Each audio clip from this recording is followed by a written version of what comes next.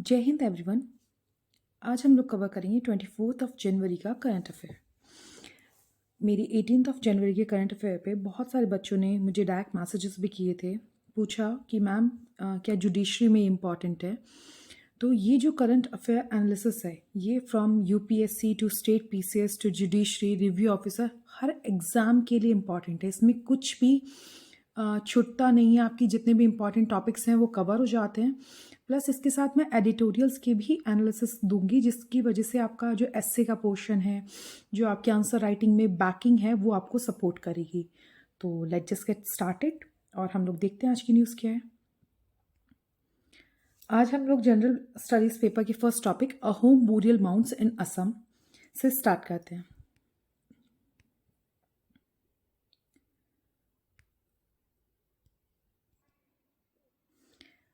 हम लोग बात करते हैं कि शेराइडो मेडम्स जो असम में हैं वो हाल ही में न्यूज़ में क्यों दिखाए जा रहे हैं, क्योंकि यूनेस्को ने इसको वर्ल्ड हेरिटेज सेंटर के रूप में प्रस्तावित किया है या फिर इसको मान्यता दी है। अब नॉमिनेशन मतलब किन किन जगहों को नॉमिनेट किया गया।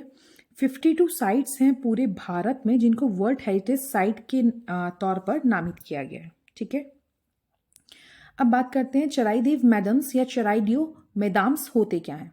बेसिकली आप लोगों ने सुना होगा ना, पिरामिड्स होते हैं इजिप्ट में, जहाँ पे वो जो रॉयल किंग और क्वींस होते थे उनको बरी किया जाता था, उनको दफनाया जाता था, मम्मी बनाया जाता था to preserve them. Same culture जब अहोम ने भारत में अपनाया तो उन्हें शराइडो मैडम्स कहा गया। ठीक है, अब मैडम्स बेसिकली शराइडो का मतलब क्या है, एक शाइन करती हुई सिटी जो कि पहाड़ पे है। ये असम के जो अहोम है इनकी भाषा का निकला हुआ शब्द है कि चमचमाती शहर। ठीक है, the maidams stand in the Tai Ahom population of Assam late medieval mound burial practice. ठीक है, बेसिकली ये जो माउंट बनाने की एक आप कह सकते हैं कि एक ऊंची चट्टान बना के या फिर एक मिट्टी का घर बना के जो उसके अंदर आप मतलब इजिप्ट की तरह, जैसा इजिप्ट के जो पिरामिड्स होता है उसकी तरह की एक आकृति बना के रॉयल किंग और क्वींस को रखने की जो परंपरा थी लगभग 13वीं से 19वीं शताब्दी के बीच में की थी। ठीक है, अब यहाँ पे जो ये माउंट्स बनाए जाते हैं इसमें क्या होता है, जो अहोम साम्राज्य के राजा महाराजा थे उनके बुरियल्स रखे जाते थे। Shrai maidams preserve the mortal remains of Ahom royalty who were previously interred with their relics. ठीक है, इनको दफना दिया जाता था जो भी यहाँ के राजा और रानी होते थे। ठीक है, 90 रॉयल बुरियल्स मिले हैं शिरावदेव में जो कि बेस्ट प्रिजर्व्ड हैं और रिप्रेजेंट करते हैं वहाँ के अहोम ट्रेडिशन को। और अहोम ने स्टार्टिंग में अहोम क्या करते थे, दफनाते थे। बाद में अहोम ने जब हिंदू धर्म अपना लिया तो क्या करते थे, उनकी लाशों को जलाते थे, फिर उनकी जो अवशेष जैसे राख होती थी या कुछ भी अवशेष जो उनके बचते थे उनको लाकर इन शरावदेव मैडम्स में रख देते थे। ठीक है, अब इसका सिग्निफिकेंस क्या है। द नॉर्थ, जो अब हमारा नॉर्थ ईस्ट का 7 स्टेट्स है ना, असम है, नागालैंड है, अरुणाचल प्रदेश है, मिजोरम है, यहाँ पे अभी तक कोई भी वर्ल्ड हेरिटेज साइट नहीं थी। ठीक है, इसके बाद मतलब ये पहली वर्ल्ड हेरिटेज साइट है वहाँ पे, तो इसके बाद वहाँ उस जगह की इंपॉर्टेंस भी बढ़ जाएगी। ठीक ठीक, अभी जो शराबी माध्यम्स हैं इनको सिग्निफिकेंस कब से मिलना शुरू, मतलब सिग्निफिकेंस बहुत ज़्यादा दिया जा रहा है कब से, जब लचित बोरफुकन की 400वीं जयंती मनाई जा रही है। कौन थे लचित बोरफुकन? ये अहोम साम्राज्य के आप कह सकते हैं कि मोहम्मद गजनी थे। ठीक है, क्यों? क्योंकि 17 बार इन्होंने मुगल्स को हराया था। ठीक है, वो इकलौता आप कह सकते हैं कि मुगल साम्राज्य को हराने वाले जो लगातार 17 बार हराया था वो अहोम किंगडम था। ठीक है, तो इन्होंने इनको हराया था। इनका एक फेमस बैटल भी है, I think battle of Saraighat. Yes, battle of Saraighat इनका फेमस बैटल है। आप लोग मुझे कमेंट बॉक्स में लिखकर बताएंगे कि बैटल ऑफ सरायघाट कब हुआ था और कहाँ हुआ था। ठीक है, अब अहोम किंगडम की अगर हम बात करें तो चाओलुंग सियू का फा, इन्होंने स्टैब्लिश किया था अहोम किंगडम को कब, 1253 एडी में। ठीक है, अहोम ने जो रूल किया है वो ब्रिटिशर्स के अंडर में 1826 तक रूल किया है, लगभग 600 साल इन्होंने रूल किया है। अहोम की जो कैपिटल थी वो शैरिडो थी, जो कि आज की कैपिटल जो गुवाहाटी है उससे लगभग 400 किलोमीटर दूर थी। ठीक है, तो ये था आपका आज का टॉपिक। अहोम आप कह सकते हैं कि शैरिडो मैडम्स बुरियल से रिलेटेड था। अब इससे आप लोगों को बड़े डाउट्स रहते हैं कि मैम क्वेश्चंस कैसे पूछे जाएंगे। पहले तो आपसे यही पूछ लिया जाएगा लचित बुरफुकन कौन थे, या फिर आपसे ये पूछ लिया जाएगा बैटल ऑफ सराय घाट किसके बीच में हुआ था, या फिर आपसे ये पूछ लिया जाएगा कि मुगलों को लगातार 17 बार किसने हराया था। आपसे ये भी पूछ सकते हैं कि अहोम साम्राज्य के संस्थापक कौन हैं, कब इसको स्टैब्लिश किया गया। ठीक है, आपसे ये भी पूछा जा सकता है कि अभी रिसेंटली वर्ल्ड हेरिटेज साइट में आपके गुवाहाटी के शैरिडो मैडम्स को कंसिडर किया गया जो कि सिमिलर हैं। किससे सिमिलर हैं? तो आप इजिप्ट की पिरामिड्स बता सकते हैं। ठीक है, तो इस तरीके से क्वेश्चंस आपसे पूछे जा सकते हैं। अब हम लोग बात करते हैं प्रिजन रिफॉर्म्स। ठीक है, जेल में सुधार कैसे, क्या, कितने और क्यों जरूरी है। ठीक है, ये आपके जीएस पेपर 2 का टॉपिक है, जो कि आपकी government policies intervention issue related to development important aspects of governance के अंडर आता है। मतलब आप इसको गवर्नेंस के तौर पे आप पॉलिसीज कैसी बनानी चाहिए। ठीक है, देखिए लोगों को लगता है कि किसी ने क्राइम किया है तो उसे आप सजा दीजिए। सजा देना क्यों जरूरी है या फिर सजा क्यों दी जाती है, इसके पीछे एक मोटो होता है। मोटो यानी कि आपकी एक विचार होती है। सजा देकर आप उसे ये समझाते हैं कि गलत और सही के बीच का डिफरेंस बताते हैं कि अगर आपने गलती करी है तो आपको ये सजा मिल सकती है। सजा देने का मतलब किसी को प्रताड़ित करना नहीं है। इंडियन लॉ के अकॉर्डिंग सिर्फ उसके अंदर सुधार की प्रक्रिया को जागृत करना ही सजा देने का एक मकसद है। ठीक है, अब क्या हो रहा है जेल में, बहुत ही ज़्यादा आप लोगों ने बहुत सारी वो देखी होंगी, क्या कहते हैं, वेब सीरीज देखी होंगी। जैसे क्रिमिनल जस्टिस आई थी, उसमें वो लड़का गुनहगार नहीं भी था, फिर भी उसे लगभग 2 साल उस क्रिमिनल एनवायरनमेंट में रहना पड़ रहा था। ठीक है, उस वक्त जेल की कंडीशंस बहुत ख़राब होती हैं, उनको प्रॉपर फूड नहीं मिलता, गुंडागर्दी जेल के अंदर बहुत ज़्यादा रहती है, डोमिनेंस बहुत ज़्यादा रहता है। ठीक है, तो इन सब चीज़ों को सुधार की आवश्यकता है। ठीक है, हम मतलब किसी को सज़ा किस लिए दे रहे हैं कि भाई आपने गलती करी, आप सज़ा भुगतने के बाद एक अच्छे इंसान बने। ठीक है, इसीलिए दिए जा रहे हैं। ठीक, अभी रिसेंटली जो प्राइम मिनिस्टर है उन्होंने सजेस्ट किया है एनुअल पुलिस मीटिंग में दिल्ली में जो हो रही थी कि हम लोग पुलिस में सुधार की बहुत आवश्यकता है। जेल के अंदर भी, पुलिस के अंदर भी। आपको पता है एक पुलिस वाला लगभग 14 से 15 घंटे हर दिन काम करता है, जिसकी वजह से उसका मेंटल लेवल बहुत ज़्यादा डिस्टर्ब रहता है। आप देखते होंगे ना जो जिनके फादर मदर पुलिस में रहते हैं वो बहुत इरिटेटिंग रहते हैं, क्योंकि वो लगातार काम करें। You need to take rest between your works. अगर आप रेस्ट नहीं लेंगे, आपके दिमाग को लगातार, आपका दिमाग थकता रहेगा, आपके ऊपर ओवर प्रेशर रहेगा, तो आपकी मेंटल और फिजिकल हेल्थ भी खराब हो सकती है। ठीक है, अब आगे की बात करते हैं। PM suggested removing outdated criminal legislation. उन्होंने कहा सबसे पहले तो ये जो आउटडेटेड आपका क्रिमिनल लेजिस्लेशन है, जिसमें मतलब जो कानून, जो नियम अभी चल नहीं रहे हैं, जिनकी ज़रूरत नहीं है, जिनमें रिफॉर्म की ज़रूरत है, उनको हटाना बहुत ज़रूरी है। दूसरा, पुलिस में रिफॉर्म लाने की भी ज़रूरत है। उनको टेक्नोलॉजी के साथ अपग्रेड करना है, उनको थोड़ा सा ट्रेनिंग देनी है और उनको ज़्यादा सेंसिटिव बनाना है। बेसिकली क्या होता है ना, आप लगातार क्रिमिनल्स को देख रहे हैं तो क्या होता है कि आपके अंदर ना एक हेट्रेड फीलिंग आ जाती है। भाई एक ह्यूमन ही है ना, पुलिस वाला भी एक ह्यूमन ही है ना। अभी एक आदमी आया, उसने पता चला मर्डर कर दिया, ठीक है, वो जेन्युइन क्रिमिनल है। दूसरा आदमी आया, उसने किसी का रेप कर रखा है। तो इस तरीके की बार बार आप हेट सीन्स, हेट क्राइम्स देखने के बाद आपके अंदर ना हीन भावना रहती है, जिसकी वजह से आपको आपकी सेंसिटिविटी, आपकी दूसरे के प्रति भावनाओं में बहुत गहरा प्रभाव पड़ता है। इसीलिए उनको थोड़ा और भावनात्मक, थोड़ा और सेंसिटिव बनाना है। ठीक है, एनहेंसिंग कॉपरेशन, इनके सहयोग को बढ़ावा देना है ताकि उनकी कैपेबिलिटीज़ बढ़ सके। ठीक है, ताकि, और सबसे बड़ी चीज़, स्टेट और सेंट्रल के जो भी नियम कायदे कानून या फिर जो भी अथॉरिटीज़ हैं उनके बीच में एक सामंजस्य बैठना बहुत ज़रूरी है। ठीक है, national data governance framework For smoother sharing of data among agencies, he emphasized the significance of national data governance framework. उन्होंने क्या कहा कि भाई देखिए एक गुंडा है, कहाँ का गुंडा है, एमपी का गुंडा है, उसने मर्डर किया है या फिर उसने डकैती डाली है, then he fled to Mumbai. अब वो मुंबई चला गया। अगर हमारे पास एक नेशनल गवर्नेंस डाटा फ्रेमवर्क होगा तो उसमें उसकी पूरी डिटेल पड़ी हुई, यहाँ से वो डिटेल वो सबके पास लॉगिन होगा, वो चेक करेंगे, उनको पता चल जाएगा कि हाँ ये भागा है, यहाँ पे है, या फिर वो कहीं उसे देखते हैं तो वो रिकॉग्नाइज कर लेंगे कि वहाँ का क्रिमिनल है। तो इस तरीके का एक डेटा फ्रेमवर्क होना भी बहुत ज़रूरी है।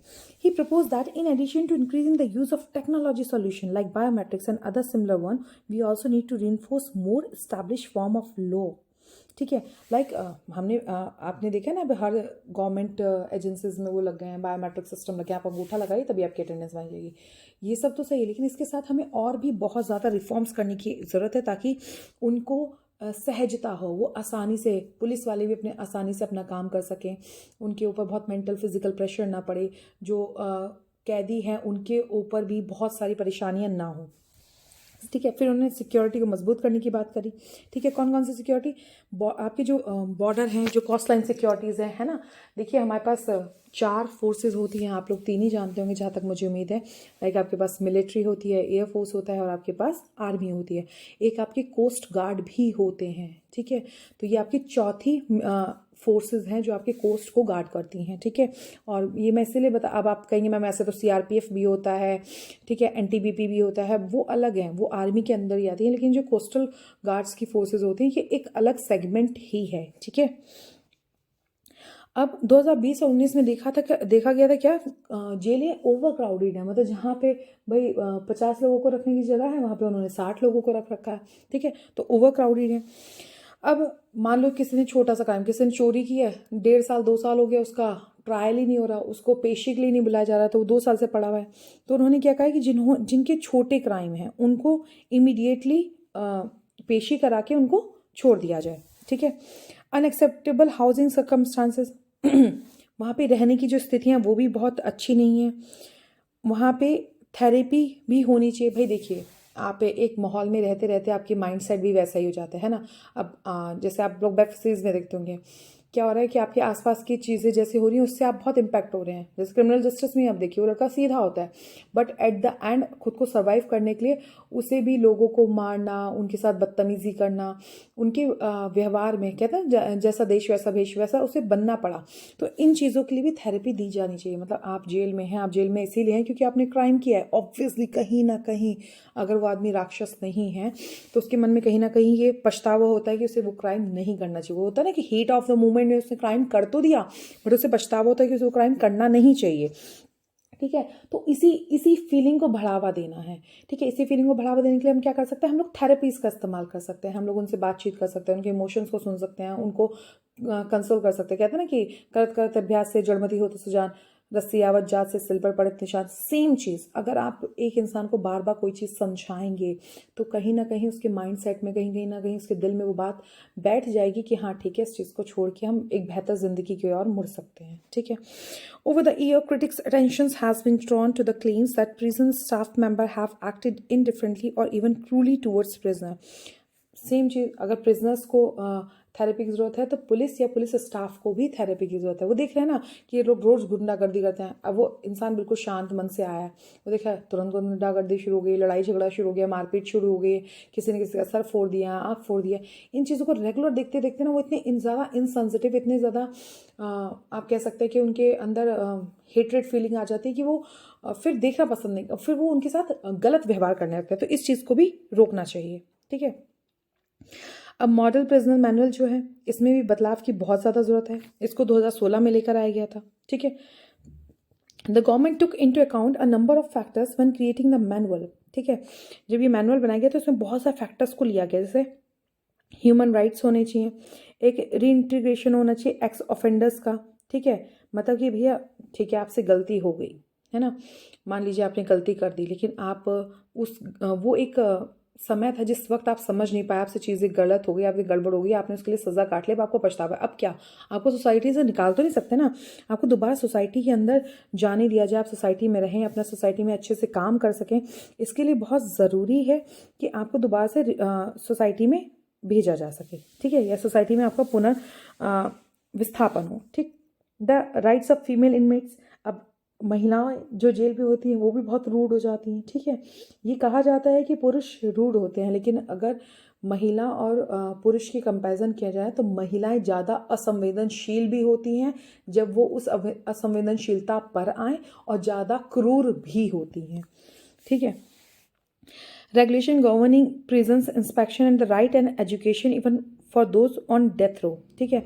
और शिक्षा का अधिकार, भाई देखिए इंसान जनरली इंसान क्राइम क्यों करता है, या तो वो बहुत ही ज़्यादा शिक्षा में पिछड़ा। भाई आप अच्छी खासी नौकरी कर रहे हो, खा रहे हो, कमा रहे हो, कहीं लड़ाई झगड़ा भी होगा तो आप कहोगे छोड़ो यार क्या करना है, नहीं जाते हैं। लेकिन आप अनपढ़ हो, आपका सेकुलर इंडेक्स बहुत लो है, तो आप क्या करोगे, अच्छा वहाँ लड़ाई हो रही, कोई आपको बुला भी नहीं रहा, फिर भी आप अनइनवाइटेड गेस्ट की तरह वहाँ पहुँचते हो। तो आपको एजुकेशन देना आपके राइट्स पे, समाज पे बहुत ज़रूरी है, ठीक है। अब जेल के लिए क्या रिकमेंडेशंस आए हैं। Recommendation of law commission of India in its 268 report, जो लॉ कमीशन बनाया गया था उसने अपनी 268 रिपोर्ट में क्या कहा है। The commission suggested the person arrested for crime carrying sentence of up to 7 years in prison be freed after serving 1/3 of that time। अगर किसी व्यक्ति को 7 साल की सजा हुई है, उसने अगर उसका 1/3 पीरियड भी ले लिया है तो उसको छोड़ दिया जाए, ठीक है। और वो एक्यूज जिन्होंने क्राइम किया है, lengthier sentence to be release after half of that time. अगर जिनको 7 साल से ज़्यादा की सजा हुई है, अगर उन्हें अपना मान लीजिए किसी को 18 साल की सजा हुई, उसने 9 साल काट लिए हैं, तब उसको छोड़ दिया जाए। 9 साल एक बहुत बड़ा पीरियड होता है। उस पर्टिकुलर पीरियड में जब जज ने उसको सजा दी तो उसके क्राइम को देखते हुए उन्होंने प्रॉपर एक कैलकुलेट करके उनको सजा दी। लेकिन अब धीरे धीरे उसमें सुधार आ रहा है।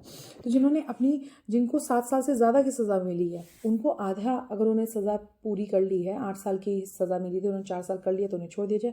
और जिन्होंने 7 साल की मिली है, अगर उन्होंने 2 साल 2.5 साल कर लिया तो उनको भी छोड़ दिया जाए। Additionally it was advise that the police should not make arbitrary arrest and the magistrate should not issue routine remand orders, ठीक है। मतलब पुलिस को ये कहा गया है कि आप मनमानी गिरफ्तारी एक तो मत करिए, ठीक है। और मजिस्ट्रेट को भी कहा गया है कि आप ये remand orders, regular remand orders मत दीजिए, है ना, कि भाई हमने रिमांड में आज इसको लेना है, हमने इसको उठा लिया, उसको उठा लिया, ऐसा मत कीजिए। चीज़ों को मतलब अगर ज़रूरी नहीं है तो चीज़ों अरेस्ट किसी को मत कीजिए। जस्टिस अमिता राव कमेटी की रिकमेंडेशन क्या थी।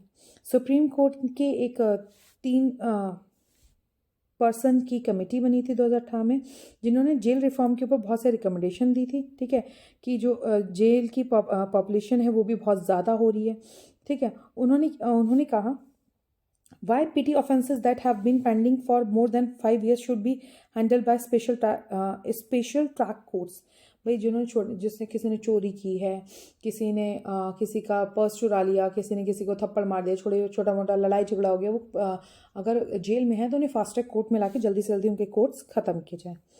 दूसरा, किसी पे जो माइनर ऑफेंसेस लगे हैं उसके पास उसको बेल ग्रांट हो गई है, ठीक है, तो उसको उसके पर्सनल रिकॉग्निजेंस पे भी, मतलब वो लिखवाते हैं ना पुलिस वाले, आप स्टेशन में आपने देखा होगा सिटी ऑफ ड्रीम्स मूवी में, वो क्या करते हैं कि चल तू अपने बारे में लिख कि अब तो कहीं नहीं, कोई गलती नहीं करेगा, दोबारा नहीं करेगा, और दोबारा पकड़ा जाएगा तो अच्छा नहीं होगा, और तू यहाँ से छोड़ के नहीं जा सकता, कोई गलत काम नहीं करेगा। इस तो ऐसे क्या कहते हैं, पर्सनल रिकॉग्निजेंस बॉन्ड कहते हैं, कि आप उस पर साइन करवा के उनको छोड़ सकते हैं। भाई देखिए किसी को करना होगा तो कोई कुछ भी कर सकता है ना, लेकिन अगर आप उन्हें छूट देते हैं, ज़्यादातर वही बच्चे ज़िद्दी होते हैं जिनके ऊपर ओवर कंट्रोल किया जाता है।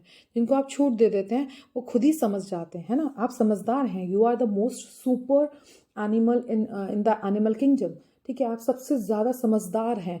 तो आपके अंदर ये भावना है कि अगर आपको छूट दी जाएगी तो आप चीज़ों को बेहतर तरीके से समझ सकते हैं। Beginning a national mission for reforming the legal system and delivery justice, भैया सबसे ज़्यादा ज़रूरी है कि आप लीगल सिस्टम को सही कर सकें, ठीक है। जनरली आप पुलिस वाले को देखते हैं तो आपको क्या लगता है, अरे बाप रे निकल लो यहाँ से, क्यों? बिकॉज पुलिस वाले के प्रति हमारे अंदर सिक्योरिटी की फीलिंग ना होकर अफेयर्डनेस की फीलिंग है, मतलब हम उससे डरते हैं, हम सिक्योर नहीं फील करते जब पुलिस वाले अगल बगल है, हमको डर लगता है कि अरे पुलिस वाले अगल बगल है, कुछ ना कुछ कर देंगे। क्या कर देंगे? दे आर फॉर यू, वो आप लोगों के लिए हैं, आप लोगों की सुरक्षा के लिए। अगर आपने कुछ भी गलत नहीं किया तो वो कुछ भी नहीं कर सकते। तो इस वाली फीलिंग को चेंज करने की बहुत ज़रूरत है, ठीक है। पुलिस रिफॉर्म बहुत ज़रूरी है भाई। Lack of confidence in police, हमें कॉन्फिडेंस ही नहीं है पुलिस में कि पुलिस हमारे लिए खड़ी है तो सब कुछ ठीक रहेगा, हम लोग घबरा जाते हैं। Complex law and order problems, सबसे बड़ी बात तो जो हमारे लॉ और ऑर्डर हैं ये बहुत ज़्यादा कॉम्प्लेक्स है, लोगों को समझ में नहीं आते हैं, ठीक है। तो इस और आजकल जो क्राइम हो गया वो इंटरनेशनल लेवल क्राइम हो गया। अगर ऑर्गेनाइज क्राइम की हम बात करें तो एक इंटरनेशनल पर्सपेक्टिव से, मतलब भारत में नहीं, बाहर से भी ऑर्गेनाइज क्राइम कराए जाते हैं, है ना। तो ऑर्गेनाइज क्राइम भी एक बहुत बड़ी समस्या हो गई है। Drug weapon trafficking cross international border without restriction, ठीक है। आपका जो ड्रग्स हैं, आपके जो हथियार हैं, इनका भी इंटरनेशनल क्या कहते हैं आप, ट्रैफिकिंग और तस्करी की जाती है, ठीक है, बिना किसी रेस्ट्रिक्शंस के। तो इसको, इस पर भी रोक लगाने की बहुत ज़्यादा ज़रूरत है। This is geometric growth in a rate of cyber crime. जो साइबर क्राइम का रेट हो रहा है, मतलब जो भी हम लोगों का टेक्नोलॉजिकल क्राइम हो रहे हैं, इनके जो ग्रोथ है वो कैसी ग्रोथ है, ज्योमेट्रिकल ग्रोथ हो रही है। अब ज्योमेट्रिकल ग्रोथ क्या होती है? अगर हम बायोलॉजिकली की बात करें तो ज्योमेट्रिकल ग्रोथ जब इनिशियल लेवल में तो वो धीरे धीरे बढ़ता है, और जब वो थोड़ा सा टाइम पीरियड बीत जाता है उसके बाद वो बहुत तेज़ी से बढ़ने लगता है, उसको ज्योमेट्रिकल ग्रोथ कहते हैं, ठीक है। पुअर इंफ्रास्ट्रक्चर, हमारा इंफ्रास्ट्रक्चर भी बहुत ज़्यादा अच्छा नहीं है, ठीक है। अब छोटे छोटे से मतलब टर्न्स ऑफ रूम में क्या कहते हैं, मतलब बहुत ज़्यादा ज़रूरत है किस चीज़ की, फॉरेंसिक्स की, कम्युनिकेशन की, ट्रांसपोर्ट को एडवांस करने की, ठीक है। पुलिस वालों के पास खुद भी अच्छे क्या कहते हैं आप, वो नहीं है, आप कह सकते हैं कि लोग नहीं है जो बेहतर ढंग से मतलब भाई ज़रूरत है यहाँ पे 10 लोगों की, ठीक है, यहाँ पे हैं 2 ही लोग, तो 8 लोगों का बटन उन 2 लोगों पे पड़ रहा है ना। तो लोग भी उनके पास बहुत अच्छे नहीं है, वर्कलोड बहुत ज़्यादा है। एक मैंने अभी बताया था ना कि एक एवरेज रिपोर्ट के अनुसार 14 घंटे से ज़्यादा एक पुलिस वाला काम करता है और उसे वीक में एक छुट्टी भी नहीं मिलती। जस्ट इमेजिन, आप लोगों को रोज़ 14 घंटा पढ़ने पड़े और संडे को भी आपको छुट्टी ना मिले, तो आप कितने ज़्यादा परेशान हो जाएंगे, थक जाएंगे, ठीक है। और लगातार जो इतने लंबे लंबे समय तक वो ड्यूटी कर रहे हैं, उनके घर के हालात भी बहुत अच्छे नहीं है। अब आप देखते हैं ना, आप मूवीज़ में देखते होंगे, मुंबई है, कनाडा, कलकत्ता है, तमिलनाडु है, ऐसे शहरों में आप देखेंगे पुलिस वाले, अर्बन सिटीज़ की मैं बात कर रही हूँ, छोटे छोटे से उनको क्वार्टर दे रखे हैं, उनके बच्चों की एजुकेशन, बहुत सारी चीज़ों में उनको प्रॉब्लम आ रही है। अब आप कहते हैं ना कि आप बहुत देर काम कर रहे हो, ठीक है, उसके बाद आप पार्क में जाके बैठते हो, आपको रिलैक्स फील होता है, आपको एक ओपन स्पेस मिलता है, आपको पेड़ दिख रहे हैं, आपको खुशहाली दिख रही है। लेकिन आप घर जा रहे हो, छोटा सा घर है, खचड़ पचड़, उसमें भी 100 टेंशन्स, परेशानियाँ, ठीक है। तो आपको क्या होगा, और इरिटेशन स्टार्ट होने लगेगी। Technological upgradation, there is a enormous scope of technology का input into the functioning of the police. भाई टेक्नोलॉजी को डालना बहुत ज़्यादा ज़रूरी है। वो काम जो 100 आदमी मिलकर कर सकते हैं, टेक्नोलॉजी में 3 आदमी भी मिलकर कर सकते हैं। तो technology is very much important, ठीक है। These input would act as a force multiplier. अगर हम इन सब चीज़ों को डाल देंगे तो वो बहुत तेज़ी से रिफॉर्म करने में मदद कर सकते हैं। Supreme Court Prakash Singh judgment on police reform, इन्होंने क्या कहा था कि 2006 में ही इनकी जो रिपोर्ट आई थी, उन्होंने कहा था जितनी भी स्टेट्स हैं और यूनियन टेरिटरी हैं, इन सभी में पुलिस रिफॉर्म आने बहुत ज़रूरी है, ठीक है। Government to ensure the police could do their work without worrying about the any political intervention. इसमें उन्होंने क्या कहा था कि भाई देखिए, सिंपल सी बात है ना, अभी मैं CEO हूँ मान लो, ठीक है, अब मेरे पास ऊपर से पॉलिटिकल इंटरफेरेंस कि बेटा मेरा ये काम कर दो, तुमको आगे प्रमोशन दे देंगे। तो पुलिस वालों को पॉलिटिकल इंटरफेरेंस से दूर रखना चाहिए ताकि उनकी परफॉर्मेंस भी अच्छी हो सके, ठीक है, और वो उनके ऊपर किसी प्रकार का दबाव ना हो। जैसे DGP का टेन्योर फिक्स होना चाहिए। ऐसा नहीं कि भाई लास्ट के 2-4 महीनों में मैंने उसे बना दिया, उस DGP बनने के लिए वो पूरे जीवन भर गलत काम करता रहा कि नहीं मैं नहीं करूँगा, मैं इनकी बात नहीं मानूंगा तो मुझे प्रमोशन नहीं देंगे, मैं DGP नहीं बन पाऊंगा। ऐसा नहीं होना चाहिए। उसका एक फिक्स टेन्योर होना चाहिए, उसकी एक फिक्स्ड मतलब सिलेक्शन क्राइटेरिया होना चाहिए, जिसकी वजह से किसी भी पॉलिटिकल इंटरफेरेंस में DGP जैसी पोस्ट के लिए कोई भी पॉलिटिकल इंटरफेरेंस ना हो, ठीक है। एक पुलिस एस्टेब्लिशमेंट बोर्ड होना चाहिए, ठीक है, जिसमें पुलिस ऑफिसर और सीनियर ब्यूरोक्रेट्स होने चाहिए सेम पोस्ट वाले, ठीक है, ताकि जो पॉलिटिकल लीडर्स हैं उनका इंटरफेरेंस पोस्टिंग के लिए ना हो। भाई अगर हमें पुलिस क्या कहते हैं एस्टेब्लिशमेंट बोर्ड बना दिया, तो अब ये डिसाइड करें कि भैया किसको कहाँ पे ट्रांसफर देना है, कब ट्रांसफर देना है, क्यों ट्रांसफर देना है। ऐसा नहीं कि भैया, आपने सिंघम मूवी देखी ना, अजय देवगन को क्या करता है, क्योंकि उसकी बात नहीं मानता, कहता है ठीक है तुझे मैं वहाँ बुला लेता हूँ, वो कहीं और उसे बुला लेता है। क्या मतलब था इसका? इसका सिंपल सा मतलब था कि पॉलिटिकल इंटरफेरेंस हो रहा है, तो इस इंटरफेरेंस से बचना है। स्टेट पुलिस कंप्लेंट अथॉरिटी, अब पुलिस एरिस्टोक्रेट ना हो जाए, ठीक है, वो बिल्कुल निरंकुश ना हो जाए, इसके लिए एक अथॉरिटी बनानी चाहिए जहाँ पे अगर वो कुछ गलत करे तो उनके खिलाफ कंप्लेन की जा सके, ठीक है। State security commission, supreme court ने कहा कि हमें एक इन्वेस्टिगेशन और लॉ एंड ऑर्डर फंक्शंस को बेटर और इम्प्रूव करने के लिए हमें एक स्टेट सिक्योरिटी कमीशन बनाना चाहिए, ठीक है, जिसमें सिविल सोसाइटी के भी मेंबर होंगे, नेशनल सिक्योरिटी कमीशन के भी कुछ मेंबर को रखा जाएगा। हमें एक नेशनल डेटा गवर्नेंस फ्रेमवर्क बनाना चाहिए। इसका फोकस क्या होगा? इम्प्रूविंग द इंस्टीट्यूशनल फ्रेमवर्क, ठीक, इंस्टीट्यूशनल फ्रेमवर्क को इम्प्रूव करेगा। शेयर करेगा गवर्नमेंट की डाटा को, सपोर्ट करेगा प्राइवेसी और सिक्योरिटी में, ठीक है, डिज़ाइंस और प्रिंसिपल बनाने में, और क्या करेगा, एनोमाइजेशन ऑफ सॉफ्टवेयर, ठीक है भाई, मतलब एक ऐसा सॉफ्टवेयर बनाएंगे जिसका लोगों को पता नहीं है, जिसके थ्रू ये काम करेंगे तो अच्छा रहेगा ना कि लोगों को पता भी नहीं है और उससे के थ्रू ये काम कर रहे हैं और इनका काम भी हो रहा है, टेक्नोलॉजी से अवेयर भी हैं और इस पर कोई घुसपैठ भी नहीं हो पाएगी। एम क्या है, to standardize the government data collection and management while catalysed AI and data led research and startup ecosystem. जब हम जो AI और आपका गवर्नमेंट का जो डेटा कलेक्शन है वो जो हम आर्टिफिशियल इंटेलिजेंस की मदद से करेंगे तो ये एक बहुत अच्छा इकोसिस्टम हमारे लिए डेवलप कर देगा, जिसमें हम लोग पूरा काम अच्छे से कर पाएंगे। इंडियन डेटा मैनेजमेंट ऑफिस, ठीक है, इस ड्राफ्ट ने कहा था कि हम लोग को इंडियन डेटा मैनेजमेंट ऑफिस बनाना चाहिए, जैसे कि US में फेडरल डेटा मैनेजमेंट ऑफिस है, ठीक है, उसी की लीक पे हम लोगों ने कहा कि भारत में भी कि इंडिया डेटा मैनेजमेंट ऑफिस होना चाहिए। Sharing of data, the policy also seeks to encourage private companies, ठीक है, प्राइवेट कंपनीज को लेकर आइए to share non personal data with startup as a part of effort, ठीक है, ताकि वो अपने नॉन प्रॉफिट डाटा को शेयर कर सकें।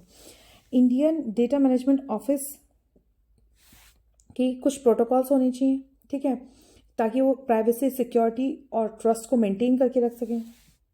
इनके कुछ रूल्स बनाए जाने चाहिए, ठीक है, जो कि इंडियन बेस्ड रिक्वेस्टिंग, मतलब इंडिया के तौर तरीकों के आधार पे वो बने हों, ठीक।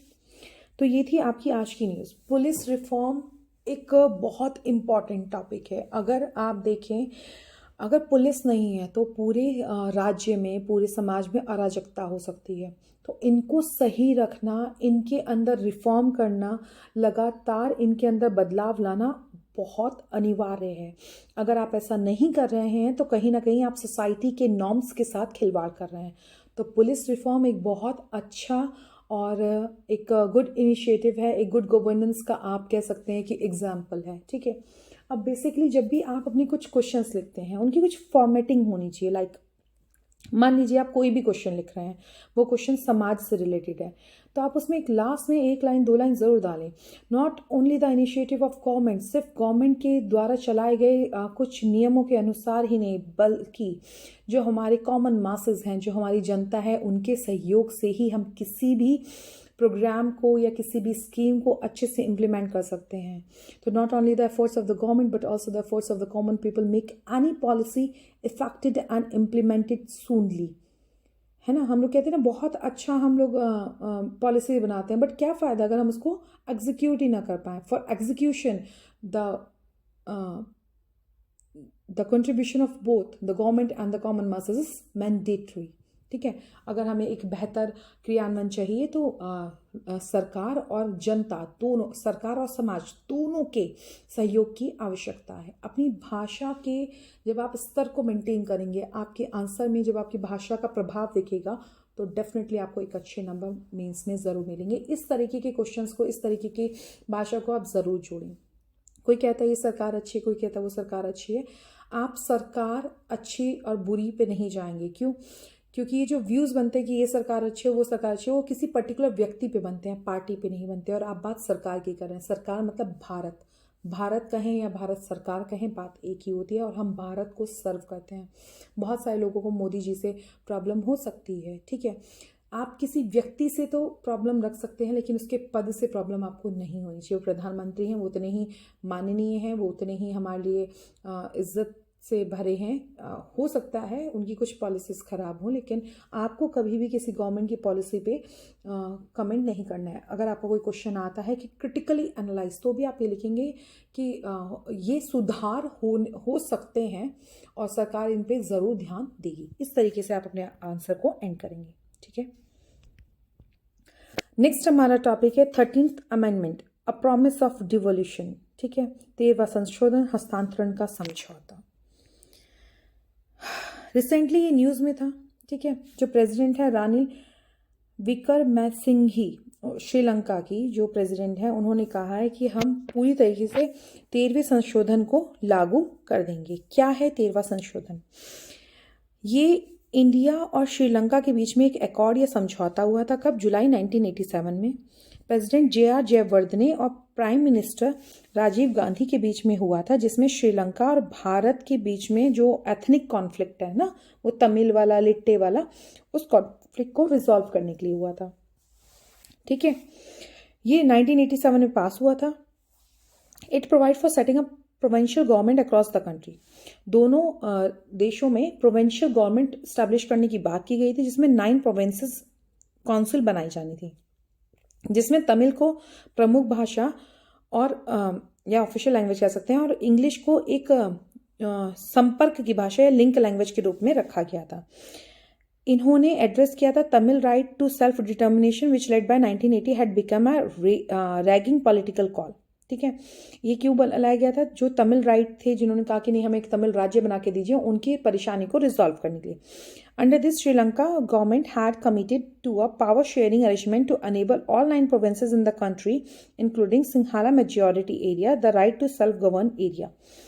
ठीक है, ये जो सिंघाला, अगर आपके पास श्रीलंका का मैप होगा तो उसमें आप ऊपर की तरफ देखेंगे, जो सिंघाला है वहाँ पे उस पीरियड को, उस पर्टिकुलर एरिया को वो लोग क्या चाहते थे कि हम इस एरिया को फ्री कर दें और इसमें हम लोग अपने हिसाब से सरकार चलाएं। इसकी इंपॉर्टेंस या इसका सिग्निफिकेंस क्या है? In addition to ensuring some devolution, it is regarded as one of the few notable development during the 1980 in response to Sinhala Buddhist majoritism that has been present in Sri Lanka since gain independence in 1940। जो सिंहाला वाला क्षेत्र है, यहाँ पे कौन है? यहाँ पे बुद्धिस्ट रहते हैं। कब से? जब से श्रीलंका को इंडिपेंडेंस मिली। कब मिली है? 1948 से मिली है। When completely implemented the provincial council will have authority of self govern. अगर इन्हें पूरी तरह से स्वतंत्र कर दिया जाएगा तो जो प्रोविंशियल अथॉरिटी खुद ही सेल्फ गवर्न हो जाएंगे, मतलब खुद के लिए कानून बनाएंगे। ठीक है, लॉ एनफोर्स करेंगे एग्रीकल्चर के लिए, हाउसिंग के लिए, हेल्थ के लिए। It will make it easier for the island nation many community to come together and coexist peacefully. और ये बहुत ज़रूरी हो जाएगा कि बहुत सारे मतलब अगर ऐसा हो जाता है तो बहुत सारे लोग आराम से उस जगह पे रह सकेंगे, कोई भी मतभेद नहीं आएंगे। अभी कंटेंशियस यानी कि इसमें इतना विवाद क्यों है? 13 amendment carries considerable baggage from the country's civil warriors. ठीक है, इसमें क्या है, इनके जो गृह युद्ध है ये इसके ऊपर काफ़ी हद तक निर्भर करता है। It was oppose forcefully by Sinhala nationalist party and LTTE. जो सिंहाला नेशनलिस्ट पार्टी है, जो लिट्टे है, ये लोग इसको अपोज कर रहे हैं। The former thought it was too much power to share with the tiger, deemed it too little. ठीक है, भाई जो सिंहाला हैं वो सोच रहे हैं कि ये तो बहुत ज़्यादा पावर है, लिट्टे को दे दी जा रही है। टाइगर फेडरेशन जो है वो सोच रहे हैं हमें तो बहुत कम पावर दे दी जा रही है। और last section of Sinhala polity include the leftist nationalist Janatha Vimukthi Peramuna which led an armed insurrection opposing it, saw the accord and conquest legislation as an imprint of the Indian interventions। ठीक है, इन्होंने क्या कहा है कि ये इंडिया का इंटरफेरेंस हो रहा है उनके यहाँ पे, तो इन्होंने इसके लिए बहुत एक आक्रोश, एक बहुत गुस्सा दिखाया। दुख signed by the powerful president Jayawardene, it was widely perceived as an imposition by neighbor wielding hegemonic influence। ठीक है, मतलब ये क्या है, भाई किया तो उनके प्रेसिडेंट ने साइन किया था ना, लेकिन उनको ऐसा लगा कि नहीं ये इंडिया ने उनके ऊपर जबरदस्ती थोपा है। The Tamil polity specially it's dominant nationalist strain does not find the 13 amendment sufficient and it's ambit और सब्सटेंस। ठीक है, उनको लगा कि सफिशिएंट नहीं है, सही नहीं है। कौन सा? 13वां संशोधन। जबकि जो कुछ तमिल नेशनल अलायंस है chiefly represent the Tamil of North and East in the Parliament in the post-war era until its setback in the recent poll. See, it's an important starting point, something to build upon. उन्होंने क्या कहा है कि भाई ये जो अब भारत का क्या पक्ष है? India has always supported both political and economic stability in the island nation। ठीक है, भारत ने शुरुआत से ही क्या चाहे कि भैया उस श्रीलंका में पॉलिटिकल इकोनॉमिक स्टेबिलिटी रहे। India urge Sri Lanka to take the necessary action to address the legitimate aspiration of Tamil community. भाई जो उनकी एस्पिरेशन है, जो उनकी आकांक्षाएं हैं, उनके ऊपर वो कुछ ना कुछ एक्शन जरूर ले, including by advancing the process of reconciliation and putting the 13 amendment to the Sri Lanka constitution into effect. इसकी शुरुआत कैसे होगी? भाई आप 13वां संशोधन अपने कॉन्स्टिट्यूशन में लागू कर दें। In order to guarantee that all of the citizen fundamental liberty and human right are fully protected.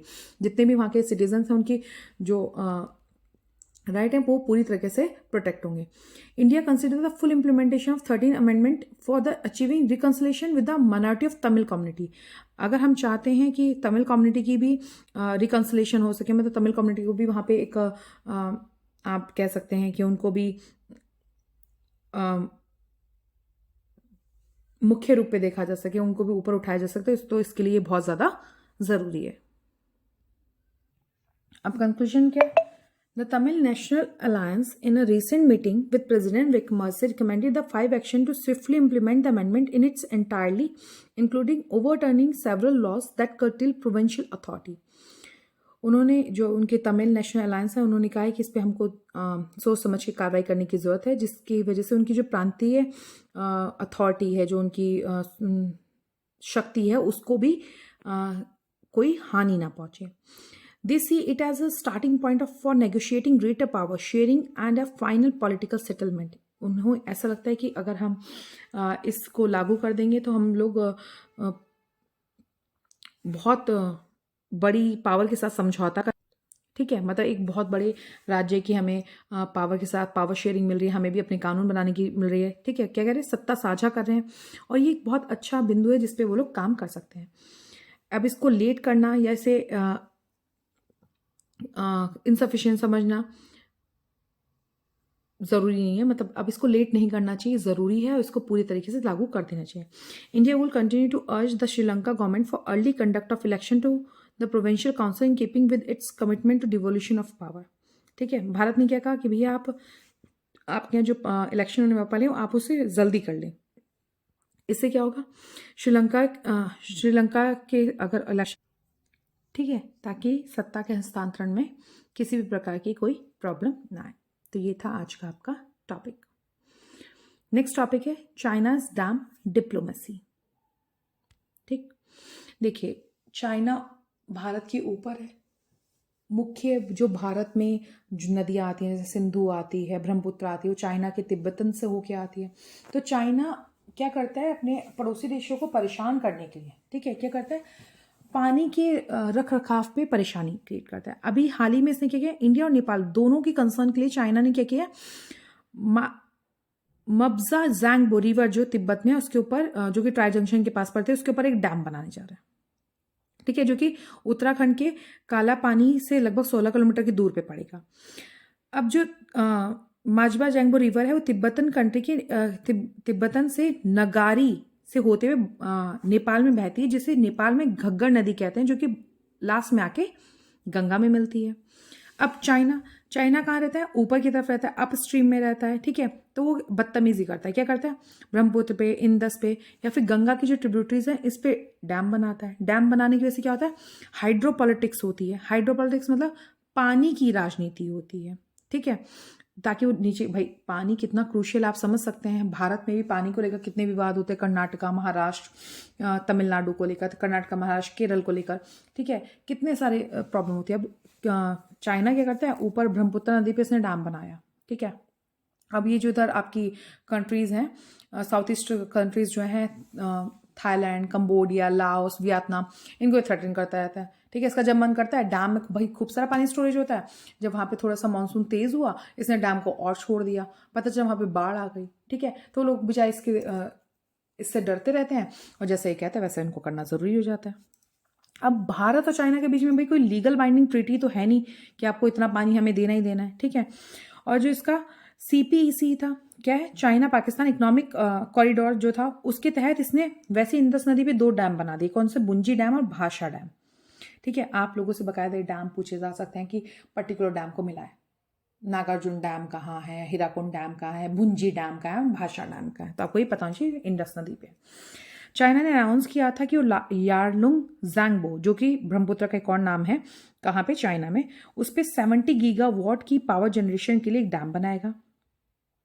ये 3 गॉर्जेस डैम होगा, ठीक है, जो वर्ल्ड का सबसे ज्यादा इंस्टॉल्ड, मतलब जहां से बिजली का उत्पादन सबसे ज्यादा होगा, कितना होगा, 70 गीगावाट का, ये विश्व का सबसे बड़ा डैम बनाने जा रहा था।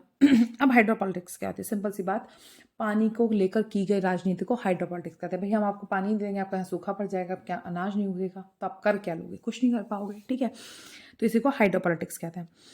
अब different interpretation of the use of river water shape and develop riparian interaction. ठीक है भाई, आप कैसे इस्तेमाल कर रहे हैं इस हिसाब से आपका उनके प्रति भाव बदलता है। In essence upper riparian nations base their rights on absolute territory sovereignty. अब वो क्या कहते हैं भाई, चाइना ऊपर है, वो क्या कहता है भाई मेरे यहाँ से जा रहा है, मैं आपके यहाँ का पानी थोड़ी रोक रहा हूँ, मैं तो अपने यहाँ के पानी पे डैम बना रहा हूँ, मैं अपने यहाँ के पानी पे तो डैम बना ही सकता हूँ ना। बट वो ये भूल जाता है कि पानी किसी बाउंड्री में तो नहीं रुक रहा ना, ऐसा नहीं वो पानी आपके यहाँ के आपके यहाँ तक रुक जा रहा है, ऐसा तो है नहीं, वो नीचे तक आ रहा है। तो ये आपका पानी नहीं है, ये नेचुरल रिसोर्सेज है, जैसे नेचुरल एयर है। अब आप कहने लगो कि मैं तो अपने यहाँ की हवा का प्रदूषित कर रहा हूँ ना, तो ऐसा तो नहीं होता ना। अब प्रदूषित तो पृथ्वी की हवा को कर रहे हो, सिमिलरली आप रोक तो पृथ्वी के पानी को रहे हो। ठीक है, अब भारत किसमें आता है, मिडल रैपेरियन। देखिए रैपेरियन क्या होता है, रिवर से सिंचित जाने वाले क्षेत्र को रैपेरियन स्ट्रेट या रैपेरियन एरिया कहते हैं। ठीक है, अब ये 3 प्रकार के होते हैं, lower, middle and upper, middle and lower. Upper मतलब जैसे चाइना, मिडल जैसे मतलब हम लोग।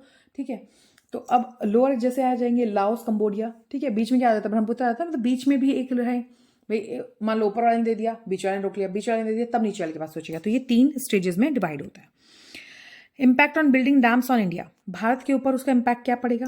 Use as a tool to hydropolitics, भाई चाइना इसका इस्तेमाल पूरी तरीके से जल राजनीति के तौर पे करेगा, जब मन करेगा छोड़ देंगे। मान लो उसका कोई स्टैंड ऑफ हुआ भारत के साथ, कभी हम तो पानी छोड़ दिया, हमारे यहाँ बाढ़ आ गई, अब हम लड़ें बॉर्डर पे जाके बाढ़ को संभालें। ठीक है, तो हमारे डाइवर्ट हो सकते हैं, हमारे जो फोकस है, हमारा जो टारगेट है वो डाइवर्ट हो सकता है। India as a 3 riparian zone, India के 3 रैपिडियन जोन है, कौन कौन से, upper, middle and lower. Upper में हमारा क्या आता है, इंडस आता है, मिडल में हमारा क्या आता है, गंगा आता है। ठीक है, due to its middle of the back riparian location, India is more dependent on the headwaters of river like Indus, Sutlej and Brahmaputra.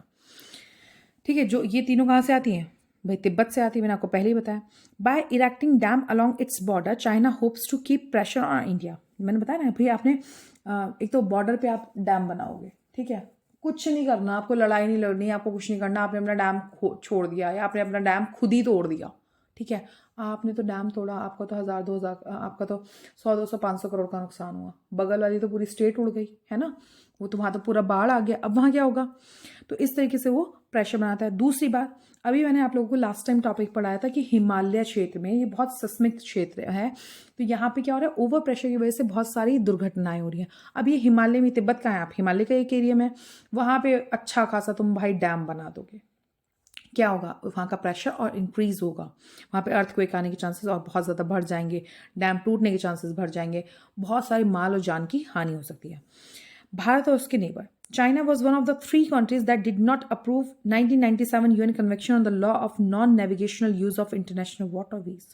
ठीक है, चाइना उन 3 कंट्री में से है जिसने 1997 का जो यूएन कन्वेंशन है नॉन नेविगेशनल यूज के लिए पानी का, उस पर राजी नहीं होता है। The Mekong river contain mega dams built by China. ठीक है, मेकोंग रिवर पे 7-11 मेगा डैम्स बनाए गए थे। ठीक है, वही मैंने बताया ना, जो नीचे की कंट्रीज है, Myanmar, Laos, Thailand, Cambodia, Vietnam, इनके ऊपर प्रेशर को मेंटेन रखने के लिए। The Mekong river contains 11 mega dam built by China which had line repeat हो गई है।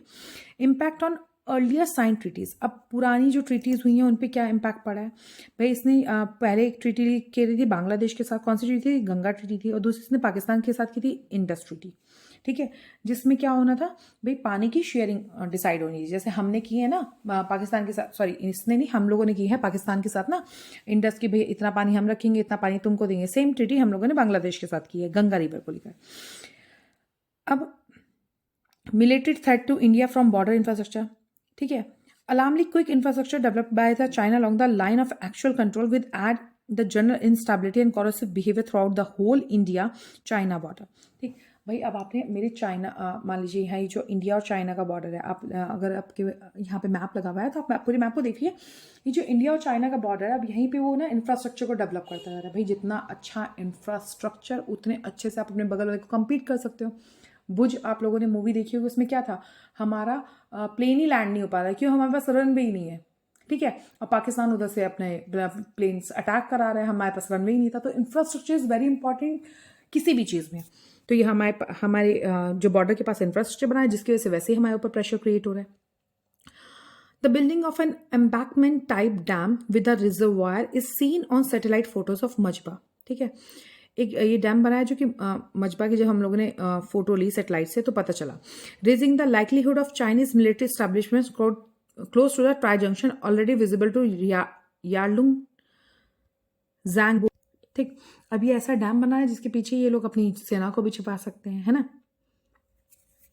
या फिर कहें तो सेना का एक बेस ही बना रहे हैं। As a result of its repeated inclusions, ठीक है, इसकी बार बार दखल देने वाली जो हरकतें हो रही हैं कहाँ पे, ईस्टर्न लद्दाख में, China has diligently upgraded it's airbase, उसने अपना एयरबेस बनाया कन्फ्रंटिंग इंडिया, इंडिया को कन्फ्रंट करने के लिए, and expand and consolidate it's military position and border infrastructure along the LAC, ठीक है, एलएसी पे अपने बॉर्डर इंफ्रास्ट्रक्चर को इंप्रूव करने के लिए।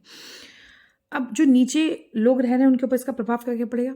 China projects alongside Brahmaputra will impact lower riparian states locally, economy and ecology due to the future plan of water diversion and dam projects। भाई जो नीचे की राज्य हैं उनमें इकोनॉमी को इम्पैक्ट करेगा, इकोलॉजी को इम्पैक्ट करेगा। भाई पानी नहीं है तो इकोलॉजी भी इम्पैक्ट होगी, आपकी इकोनॉमी भी इम्पैक्ट होगी। भाई आपके यहाँ फसल नहीं होगी, आप बेचोगे नहीं तो आप कमाओगे खाओगे क्या, ठीक है। China is asserting it's aggressive supply side hydraulic strategy of increasing storage capacity by constructing dam and reservoir in seismically and environmentally active areas।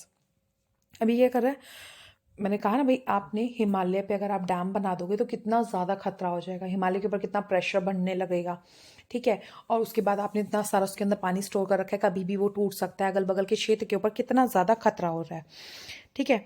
These action में affect the need for food and water security. अब इन सब से क्या होगा भाई, पानी की कमी हो जाएगी, ठीक है, फूड नहीं होगा, भाई बाढ़ आ गई तो भी फूड नहीं होगा, सूखा पड़ गया तो भी फूड नहीं होगा, ठीक। Water resource of north east, even running of the river hydroelectric dam can reduce water flow down stream during specially the dry season, ठीक है।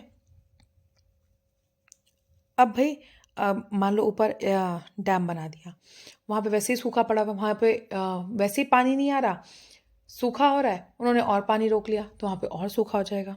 India also worried about the release of water during the monsoon when north eastern states such as Assam experience flood, ठीक है। अब भाई monsoon के time पे वहाँ पे वैसे ही फ्लड आ सकती है, और वो ऊपर से और पानी छोड़ देगा तो ना आ रही होगी फ्लड, तो वैसे ही फ्लड आ जाएगी, इसमें दिक्कत हो जाएगी। Several species of flora and fauna are endemic to north eastern part of India. बहुत सारी ऐसी स्पीसीज हैं जो सिर्फ नॉर्थ ईस्टर्न पार्ट में ही मिलती हैं भारत के। Some of them are critically endanger, और उनमें से कुछ विलुप्त प्राय होने की कगार पे हैं। अगर इस तरीके की इकोसिस्टम के साथ छेड़छाड़ की जाएगी, ठीक है, तो वह तो वैसे ही क्षीण होने की कगार पे, वो और खत्म हो जाएगा। Seismological impact, Himalayan region is vulnerable to earthquake. मैंने बताया अर्थक्वेक वहाँ पे बहुत ज़्यादा आ सकता है। अगर इस तरीके की चीज़ें वहाँ पे होंगी तो बहुत ज़्यादा पॉपुलेशन थ्रेट हो सकता है भैया। अगर हाँ भी हम लोगों के यहाँ पे हरिद्वार में टिहरी डैम है, ये कहा जाता है अगर टिहरी डैम टूट जाए तो यहाँ लखनऊ तक बाढ़ आ सकती है। सोचिए एक डैम में कितना पानी होता है। अब वो ऊपर एक डैम बना रहा है, वैसे ही वो हिल साइड पे बना रहा है, ऊपर से अगर वो गलती से टूट गया, ना चाहते हुए भी वो टूट गया, चाइना ने नहीं तोड़ा, वो सिस्मिक एक्टिविटीज़ की वजह से टूट गया, तो पता चला यहाँ पे 2-3 स्टेट डूब जाएंगे, ठीक है, कितने सारे लोग मर जाएंगे, कितनी सारी पैसों की इकोनॉमी डिस्टर्ब हो जाएगी, आपकी पॉलिटी डिस्टर्ब होगी, सब कुछ डिस्टर्ब हो जाएगा। तो ये बहुत गंदा इम्पैक्ट करता है। China builds hydrological project along the geographical fault line, ठीक है।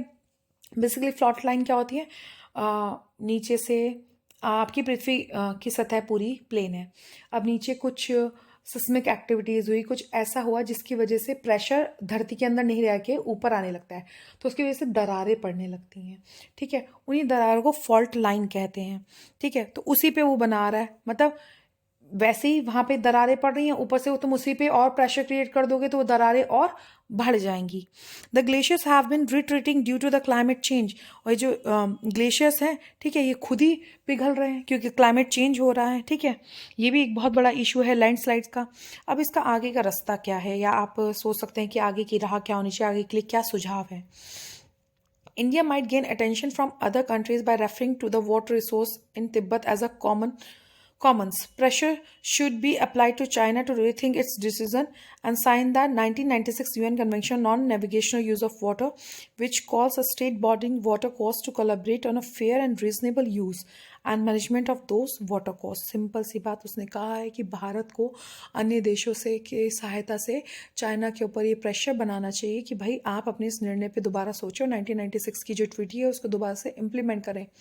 ठीक है, ऐसा कैसे काम चलेगा भाई? आप बिना सोचे समझेगा कुछ भी करोगे तो आपके अगल बगल के जो नेबर्स हैं उनके ऊपर इम्पैक्ट पड़ रहा है। आप you are not living alone in the earth ना, आप अर्थ के ऊपर अकेले तो नहीं रह रहे हो ना, तो आपको अगल बगल वालों के बारे में सोचना पड़ेगा।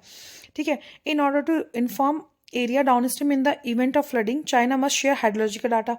अभी लास्ट ईयर जब मैंने न्यूज़ पढ़ाई थी, चाइना ने सीधा सीधा मना कर दिया कि हम अपना हाइड्रोलॉजिकल डाटा नहीं देंगे। भाई क्यों नहीं दोगे? अगर आपने वहाँ पे एक डैम बना रखा है, देन टू आप अपर रैपिडियन स्टेट हो, हम मिडिल रैपिडियन स्टेट हैं, तो it's your duty, it's your human duty, like it's your humanity कि आप अपना डेटा शेयर करें सो दैट अगर हमारे यहाँ पे कोई कैजुअलिटीज हो भी रही हो तो हम उसको टैकल कर सकें। ठीक है, India will use a multilateral basin strategy, हमें मल्टीलेटरल बेसिन स्ट्रैटेजी स्टार्ट करनी होगी। ठीक है, चाइना के साथ साउथ एशियन वाटर इक्वेशन को बनाकर। ठीक, चाइना को ये बताना होगा कि इसकी ड्यूटी है कि भाई वो इस तरीके की स्ट्रैटेजी को प्लान करे ताकि हम लोगों को भी कोई दिक्कत ना हो या किसी को भी कोई दिक्कत ना हो। For river coming from Tibet region, China and India need to come up with a water treaty similar to the Indus Ganga treaties. हमें जैसे हमने बांग्लादेश पाकिस्तान के साथ जो ट्रीटी कर रखी है, इसी तरह की ट्रीटी की जरूरत इंडिया और चाइना की भी होनी चाहिए। ठीक है, in order to engage China in a water discussion, India should launch a lower riparian coalition that stretches from Ganga Brahmaputra मेघना बेसिन टू मेकोंग।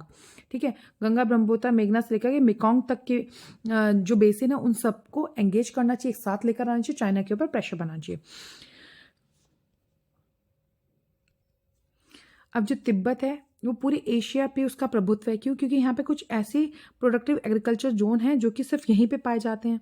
तो इस सभी की कलेक्टिव रिस्पॉन्सिबिलिटी है कि यहाँ के इकोलॉजी को, यहाँ के जो भी आप कह सकते हैं पर्यावरण है, उसको हम लोग सुरक्षित रख सकें। ठीक है, नेक्स्ट हमारी न्यूज़ है India road map for electric vehicles इन 2023। ये 29 गलत हो गया, 2023 है। ठीक है, India electric vehicle future shines bright with ambitious government targets and advancement in technology. भाई अब आप लोग देख ही रहे हैं कि हम लोगों को जीरो कार्बन एमिशन पे आना है, उसके लिए बहुत ज़रूरी है कि हम लोग फॉसिल फ्यूल्स की जगह इलेक्ट्रिक व्हीकल्स का इस्तेमाल करें। अब आप देख रहे हैं इलेक्ट्रिक कार्स आ रही हैं, बाइक्स आ रही हैं, ऑटो इलेक्ट्रिक हो गया है। ठीक है, अब रोड मैप मतलब कि क्या, किस तरीके से हम लोग काम करेंगे। तो with the government outline throughout the plan reach the goal which include many programmes. ठीक है भाई, उन्होंने कहा है कि इंडिया को हमें हर हाल में इलेक्ट्रिक व्हीकल का लीडर बना देना है मार्केट के तौर पे 2030 तक। मतलब 2030 तक Bharat leading electric vehicle producer country होना चाहिए। जो फेम है हमारा faster adoption and manufacturing of hybrid electric vehicle plan जो है उसको हमें तेजी से लागू करना होगा। 2030 तक government want to see 30% of all the vehicle in the nation to be electric. मान लीजिए अगर आज नेशन में 100 गाड़ियां चल रही हैं तो 2030 तक 30 गाड़ियां उन 100 गाड़ियों में से इलेक्ट्रिक होनी चाहिए। मतलब अब उन्हें रिप्लेसमेंट करना होगा, उनको रिप्लेसमेंट दिया जा रहा है। ठीक है, कि the government is also taking up action to build up domestic manufacturing capacity for the electric vehicles. भाई अब हम क्या करेंगे, भारत के अंदर इलेक्ट्रिक व्हीकल बनाएंगे, उनके पार्ट भी बनाएंगे। अभी सबसे बड़ी प्रॉब्लम क्या थी, इलेक्ट्रिक व्हीकल में जो बैटरी लगती है वो लिथियम की लगती है, लिथियम हमको इंपोर्ट करना पड़ता है, ब्राजील से लेना पड़ता है, तो हम लोग की डिपेंडेंसी बहुत ज़्यादा बढ़ी थी, हम लोग का जो फॉरेन एक्सचेंज है वो बाहर जा रहा था। तो उनका अब हम भारत में ही इसको बनाएंगे। अब इसके कुछ इंडिकेटर्स हम देख लेते हैं। Recent year noticeably increase in the adoption of electric vehicle including buses, vehicles with 4, 3 and 2 wheelers. भाई बहुत सारे लोगों ने स्कूटी ली, भैया पेट्रोल महंगा होता जा रहा है ना, 100 रुपये पहुंच गया, हो सकता है एक टाइम आएगा 1000 रुपये हो जाएगा, अभी 5-7 साल में 1000 रुपये हो जाएगा। अब हम लोग क्या करेंगे, तो बेटर है ना कि हम लोग इलेक्ट्रिसिटी हम सोलर से जनरेट कर रहे हैं, विंड से जनरेट कर रहे हैं, वाटर से जनरेट कर रहे हैं, जो कि मतलब खत्म होने वाले सोर्सेज तो है नहीं, तो हम इलेक्ट्रिसिटी तो क्रिएट कर सकते हैं। तो हमें अब स्विच करना होगा। ठीक है, promotion of electric transportation will lesson reliance on oil import. हमें ऑयल को भी इम्पोर्ट करने की जरूरत नहीं पड़ेगी। ठीक है, और last mile mobility which will benefit from collaboration with organisation like स्पोटेक। हमें मतलब हमारी जो मोबिलिटी है वो भी बढ़ेगी। हम लोग को ऑर्गेनाइजेशन जैसे स्पोटेक है, इसके साथ हम लोग को समझौता करना चाहिए। ग्रीन वेंचर्स बनानी चाहिए, भाई हमें पर्यावरण का भी ख्याल रखना है, हमें जीरो एमिशन करना है कार्बन का। ठीक है, और ये जो डिमांड है इसकी क्या कहते हैं इलेक्ट्रिक व्हीकल की, वो बढ़ी है 2023 में, specially tyre 3 and tyre 2 and tyre 3 cities में, मतलब जो थोड़ी अपग्रेडेड सिटीज़ हैं उसमें इसकी डिमांड बढ़ी है। फेम का जो प्रोजेक्ट है वो 2024 तक पूरी तरीके से उन्होंने कहा था कि हम इसे सब्सिडाइज करके लागू कर देंगे। ठीक, अब अलग अलग इनिशिएटिव्स क्या हैं। इंडियन गवर्नमेंट ने अपने इसको प्रमोट करने के लिए, इलेक्ट्रिक व्हीकल को प्रमोट करने के लिए कुछ इनिशिएटिव लिए थे। पहला कौन सा, fame 1, fast adaptation of moving electric vehicles ना, ठीक है। इसके 2 पार्ट आए, फेम 1 फेम 1 एंड फेम 2, ठीक है, जिसमें इंसेंटिव देगी परचेज ऑफ इलेक्ट्रिक व्हीकल्स के लिए और इंस्टॉलेशन ऑफ चार्जिंग इंफ्रास्ट्रक्चर के। भाई अगर कोई चार्जिंग, भाई इलेक्ट्रिक व्हीकल है वो कहीं ना कहीं चार्ज होंगे ना, ऐसा आपके सॉकेट में लगते तो चार्ज नहीं हो सकते, तो जहाँ पे चार्ज होंगे उस अगर कोई ऐसा प्लांट लगा रहा है तो उनको भी इंसेंटिव मिलेगा, कोई इलेक्ट्रिक व्हीकल खरीद रहा है तो उनको भी इंसेंटिव दिए जाएंगे। NEMP 2030 तक कम से कम 30% जो रोड पे चल रहे हैं वो सारे के सारे क्या होंगे, इलेक्ट्रिक व्हीकल हों। टैक्स बेनिफिट लगभग 1.5 लाख तक का आपको टैक्स डिडक्शन मिल जाएगा इसमें। PLI प्रोडक्शन लिंक्ड स्कीम, जो अगर हमें अपने यहाँ पे अगर इस कंपनी को लगाना है तो इस कंपनी को लगाने के लिए हमें कुछ ना कुछ लुभावन देने होंगे, और वो लुभावन क्या है कि भैया आप अगर प्रोडक्शन करेंगे तो हम उसमें भी आपको इंसेंटिव्स देंगे, ठीक है। नेशनल टेक्निकल टेक्सटाइल मिशन, ये क्या है, in order to encourage the use of technical textiles in a variety of industry including the EV sector, the government also intend to establish the national technical textile mission, ठीक है। ये जो textile होती हैं, ठीक है, ये एक इलेक्ट्रिकल टेक्सटाइल्स अलग होती हैं, जो मतलब इंडस्ट्रियल टेक्सटाइल जो होता है, आप लोग इसे सामान्य कपड़ा ना समझिए, कपड़ा बहुत अच्छे टाइप का कपड़ा होता है, ठीक है। मतलब कुछ ऐसे सूट्स जैसे आपके एरोनॉटिक सूट्स बनते हैं, ये जो होते हैं ये इंडस्ट्रियल टेक्सटाइल्स होते हैं। अब इन्होंने क्या किया, बैटरी मैन्युफैक्चरिंग यूनिट हम भारत में ही बनाएंगे, ठीक है। पब्लिक ट्रांसपोर्ट में by offering state financial aid to purchase electric buses, हम स्टेट को भी कहेंगे कि भाई आप इलेक्ट्रिक बसेस खरीदिए, ठीक है। एनकरेज करेंगे इलेक्ट्रिक बसेस के यूज़ का पब्लिक ट्रांसपोर्ट में, ठीक है, जैसे दिल्ली की बसेस की आप सेवा देख सकते हैं। Ensuring last mile connectivity, the government has to identify last mile mobility as a key sector to drive the adoption of electrical vehicle, deployment of fleet over a 5,000 vehicle in Chennai, ठीक है। भाई last ऐसी जो area है जहाँ पे connectivity नहीं बैठ पा रही है, जहाँ पे लोग नहीं पहुँच पा रहे, वहाँ तक भी ये चीज़ें पहुँचे, इसका हम लोगों को ज़रूर ध्यान रखना होगा। प्रमोटिंग E-व्हीकल्स इन गवर्नमेंट में भी जो हमारे करंट व्हीकल्स चल रहे हैं उनको रिप्लेस करके हम लोग E-व्हीकल का इस्तेमाल करेंगे। Phase manufacturing programme, indigenous manufacturing of electric vehicle, their assemblies, sub assemblies and parts, sub parts, inputs of the sub assemblies to be promoted over the time of graded duty structure. ये simple सी बात है, जो भी उसके अंदर part लग रहे हैं उन पार्ट्स को अपग्रेड करो ताकि उसकी स्पीड मेंटेन रहे, उसमें लोगों को सहूलियत लगे। ऐसा नहीं कि भाई आप देखते हैं ना इलेक्ट्रिक रिक्शा कितना धीरे धीरे चलता है, उसके कंपेरिजन में जो CNG का ऑटो है वो थोड़ा तेज चलता है, तो उसको अपग्रेड करना है ताकि ऐसा ना हो कि लोगों को लगे कि यार इलेक्ट्रिक व्हीकल बेकार है, उनके अंदर ये फीलिंग नहीं आनी चाहिए। Nation mission on transformative mobility and storage, ठीक। एडवांटेजेस ऑफ इलेक्ट्रिक व्हीकल, अब एडवांटेजेस क्या है भाई, कॉस्ट इसकी लोअर है, ठीक है, मतलब सस्ते में बन जाता है ऑपरेट करने पे, ठीक है। एनवायरनमेंट के लिए फ्रेंडली है, इसके लिए हमें किसी और एनर्जी पे डिपेंड नहीं होना पड़ेगा, जैसे हमें कोल पेट्रोलियम नहीं लेना पड़ेगा। इसकी परफॉर्मेंस भी इम्प्रूव्ड हो रही है, ठीक है। गवर्नमेंट इसमें इंसेंटिव्स दे रही है, कॉस्ट भी इसकी घटती जा रही है, ये आसान है लोगों तक पहुंचने के लिए और इसमें ज़्यादा दिक्कत भी नहीं हो रही है, एनर्जी की कोई सिक्योरिटी भी दे रहा है। लेकिन अब चैलेंजेस क्या है, ये तो सस्ती है लेकिन इसको बनाने वाला जो जगह है वो बहुत महंगी है, इसमें बनाने वाली जो चीज़ें हैं वो बहुत महंगी है, ठीक है। दूसरी बात, भाई चार्जिंग इंफ्रास्ट्रक्चर भी लिमिटेड है, बैटरी की जो टेक्नोलॉजी है वो भी अभी उतनी अच्छी नहीं कि वो बहुत लॉन्ग टाइम तक चल सके। भाई भी सोचो, आपको कश्मीर से कन्याकुमारी जाना है, आपने 3-4 जगह पेट्रोल डला, आप पहुंच गए, लेकिन इसको चार्ज करना पड़ा, उसमें बहुत टाइम लग जाता है ना। पेट्रोल तो 5 मिनट में डला, आप चल के आगे निकल लिए, इसको चार्जिंग टाइम इसका ज़्यादा है। Limited domestic manufacturing capabilities, India में अभी हम लोग बना भी नहीं रहे हैं तो इसकी जो मैन्युफैक्चरिंग कैपेबिलिटीज़ है वो भी लिमिटेड है, लोगों को इसके बारे में जानकारी भी नहीं है। लिमिटेड गवर्नमेंट इनिशिएटिव, गवर्नमेंट की जो इनिशिएटिव है वो भी अभी सिंचित ही हैं, बहुत ज़्यादा लंबे या बहुत अच्छे एक्शन प्लान्स अभी हम लोगों ने नहीं बनाए हैं। इसका स्टैंडर्डाइज मतलब किस स्टैंडर्ड पे काम करेगी, लैक ऑफ स्टैंडर्डाइजेशन भी है। भारत के अंदर जो पावर ग्रिड है, ठीक है, उस इंफ्रास्ट्रक्चर में भी बहुत बड़ी कमी है, ठीक है। मतलब सोचो कि पूरे भारत ने अगर इलेक्ट्रिक व्हीकल ले ली तो इतनी इलेक्ट्रिसिटी हम लोगों ने पावर ग्रिड में डाल रखी है कि हम लोग उसको चार्ज करेंगे तो पूरा कोलैप्स हो जाएगा, तो ये भी बहुत बड़ी प्रॉब्लम है। तो अब हम और क्या कर सकते हैं? सबसे पहली बात, गवर्नमेंट को तो कुछ ऐसी स्ट्रेटेजीज बनानी होगी जो ट्रांसफॉर्म करें बैटरीज को, कंपोनेंट्स को और इलेक्ट्रिकल व्हीकल को। दूसरा, जो हमने PMP है, फेज मैन्युफैक्चरिंग प्रोग्राम है, इसे लोकलाइज करना होगा, ठीक है, सो दैट ये क्या कर सके, वैल्यू चेन कर सके इलेक्ट्रिक व्हीकल्स की। कोऑर्डिनेट करना होगा बहुत सारे प्रोजेक्ट्स को, ठीक है, to change mobility in India with key stakeholders in ministries, department and stake. इन लोगों को बेटर पॉलिसी लेके आनी होगी ताकि उसका इम्प्लीमेंटेशन अच्छे से किया जा सके। Ensuring the holistic and all encompassing growth of India's battery manufacturing sector. भैया सबसे ज़रूरी क्या है जिसपे वो चल रही है, बैटरी, उसको हमें स्तंदन करना है। Creating a road map that will allow India to use its size and scale to generate competitive creative multi modal mobility solution, ठीक है, हमें मल्टी मॉडल मोबिलिटी सॉल्यूशन हम लोग क्रिएट कर सके, इस तरीके का हम लोग को एक रोड मैप लेकर आना है। Conclusion, in attempt to leverage, मतलब बेसिकली क्या है भैया, गवर्नमेंट को क्या करना होगा, ज़्यादा इंसेंटिव देने होंगे, ज़्यादा सब्सिडी देनी होगी ताकि लोग क्या करें, इलेक्ट्रिक व्हीकल को खरीदें। चार्जिंग इंफ्रास्ट्रक्चर में भी इन्वेस्ट करना होगा, बैटरी टेक्नोलॉजी में इन्वेस्ट करना होगा, मैन्युफैक्चरिंग को प्रमोट करना होगा इलेक्ट्रिक व्हीकल के लिए, उसके कंपोनेंट के लिए, ठीक है।